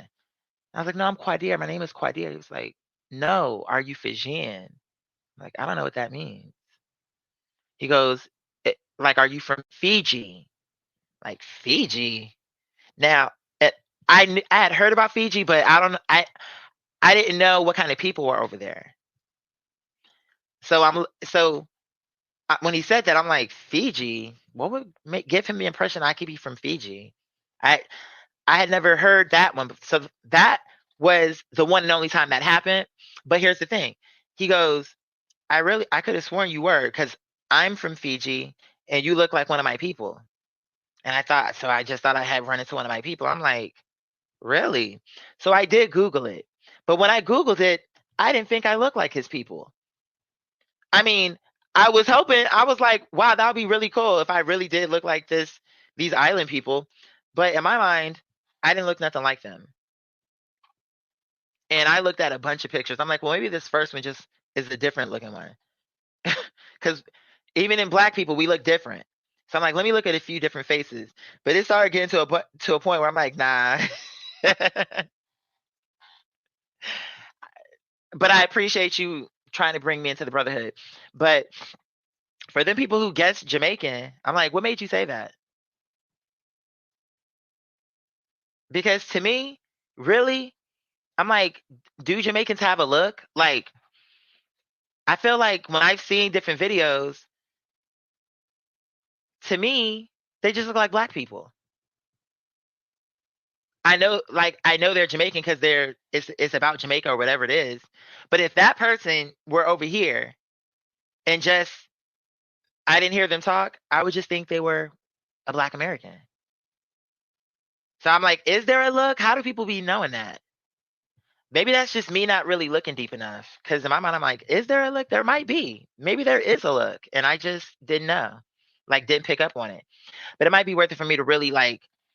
Because then one time my dad, we were on the phone and I was like, okay, I want to know more about your side of the family. And he was telling me about the Jamaican relatives and giving me all their names and all these numbers. And I really wish I would have called. But then I started thinking, how is it going to be me calling out of the blue? They're going to be like, why are you calling our phone? But I was so much younger. Like, I should have called. Because then it would have been like, that would have been like me talking to a whole other part of a culture that I had nothing to do with. That's a part of me. You know what I mean? But I didn't call them. So I really wish I would have, you know. And I'm like, what was, and they had an interesting last name too. And I'm like, what? And I'm like, what was that last name? It was like if I heard it, I would remember it. And I'm like, he was like, yeah, you have a lot of people down there. If you went down, and he even said to me, people know our family. If you went down there and said and wanted to find them, and you went down there and asked, not saying every single person knows them, but if you ask around, somebody would know them to where you could find them. Like they're known enough to where if you say that, and that last name is so unique, I'm like, what kind of name is that? It sounded strange to me. I'm like, that's our other family name? Because my mother's maiden name is to me like a cooler name, or like something that's like to me sounds interesting. It's not that theirs didn't sound interesting. It's just it was different. It wasn't a bad. I had just never heard it. It just seemed like cacophonous to me, but it wasn't a bad. Let me take that back. It wasn't a bad last name. Um. So yeah, maybe it would be worth it for me to claim that. It just seems strange because I never have. Like I guess it's never too late. But then I'm like, also, other than the little bit my dad has shared with me, and then that, like I said, that one time, I don't actually know my other family over there. And it just seems like it would be fake. Maybe it wouldn't be fake, because I mean, if it's true, it's just true. It can't be fake. You get what I'm saying? Like, if that's part of my lineage and my culture, then it is just what it is. Until now, I never really gave it that much thought. Because what even made it come up? Oh, that guy. So look, so I said that to him, and he was like, "No, it's not that, because I'm from the Virgin Islands, so I know the energy, like, and just the look." I'm like, huh. So then when I saw his mom, I wondered, and you know what? I just remembered another encounter. When I did that movie premiere recently, it was like a small movie premiere. And honestly, it was my role in it was thrown together, but that's fine. It was still fun, and people enjoyed me, and I got free food, and it was fun. Okay, before the event started, and the guests were on the outside, we were on the inside setting up and doing this and doing that. This guy, this dark skinned brother, he comes up to me, and where did he say? Was it Haiti? Was it Jamaica? Whatever he said, I want to say it really was Jamaica. But the point is, he was like, "You from Jamaica?" I said, "No, but I have family over there. Like I have some roots over there, but I'm not from there." He goes, You would, I could tell." He was like, "Because looking at you, you remind me of my friends back at home." That's what he said to me. He said, "Everything about you reminds me from my friends back at home." He says, The way your hair is styled, like the way your face is," he was like, "The way you are reminds me of my friends back at home." I felt that to be a very kind thing to say. I mean, just on the strength of that, you say to someone that they remind you of something positive, like my friends that I miss. That's what he said to me.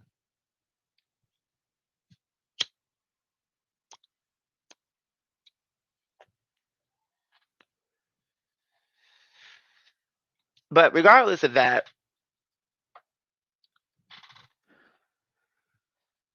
I'm not offended.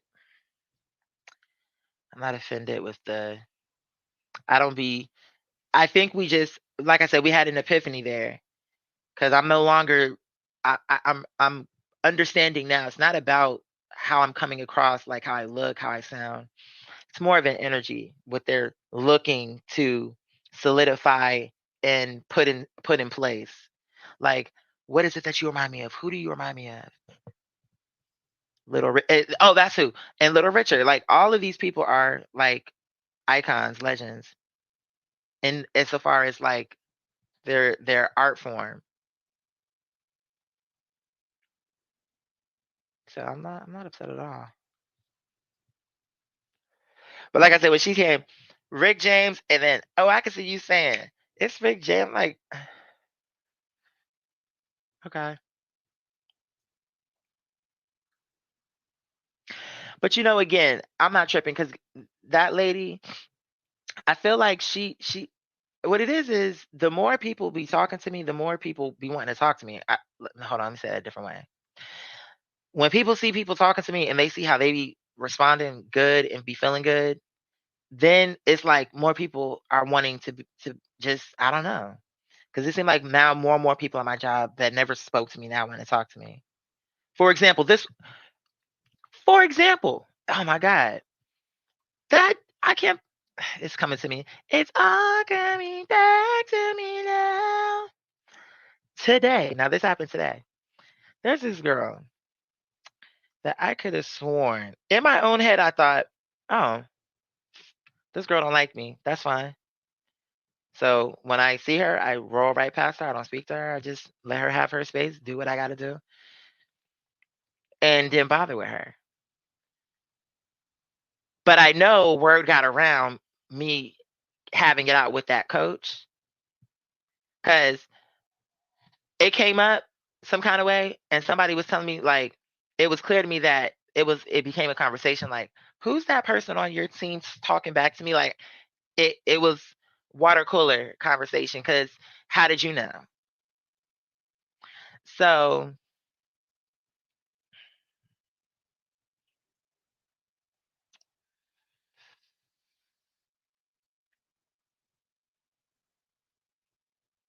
this girl,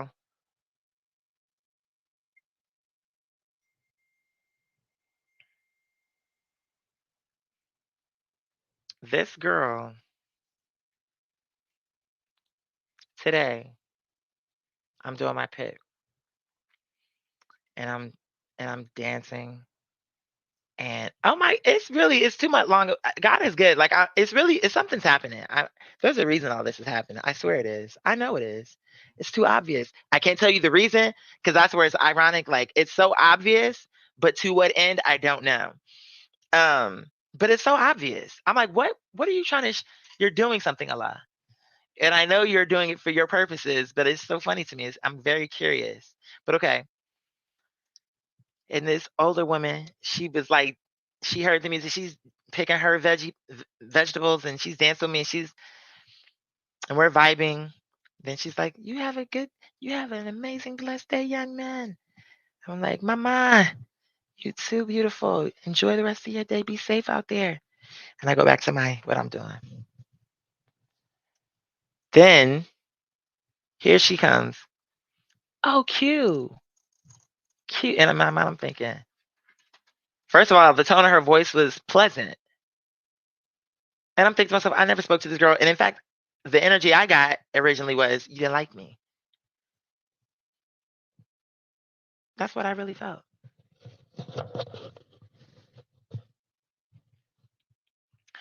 But now she's cute. Oh, cute. Like, uh-huh. She's like, what did she say? Oh, that's what she said. What are those? Are those sister locks? Are those sister locks or brother locks or something? I'm like, let me take my earrings off. Because with these headphones, it doesn't make sense.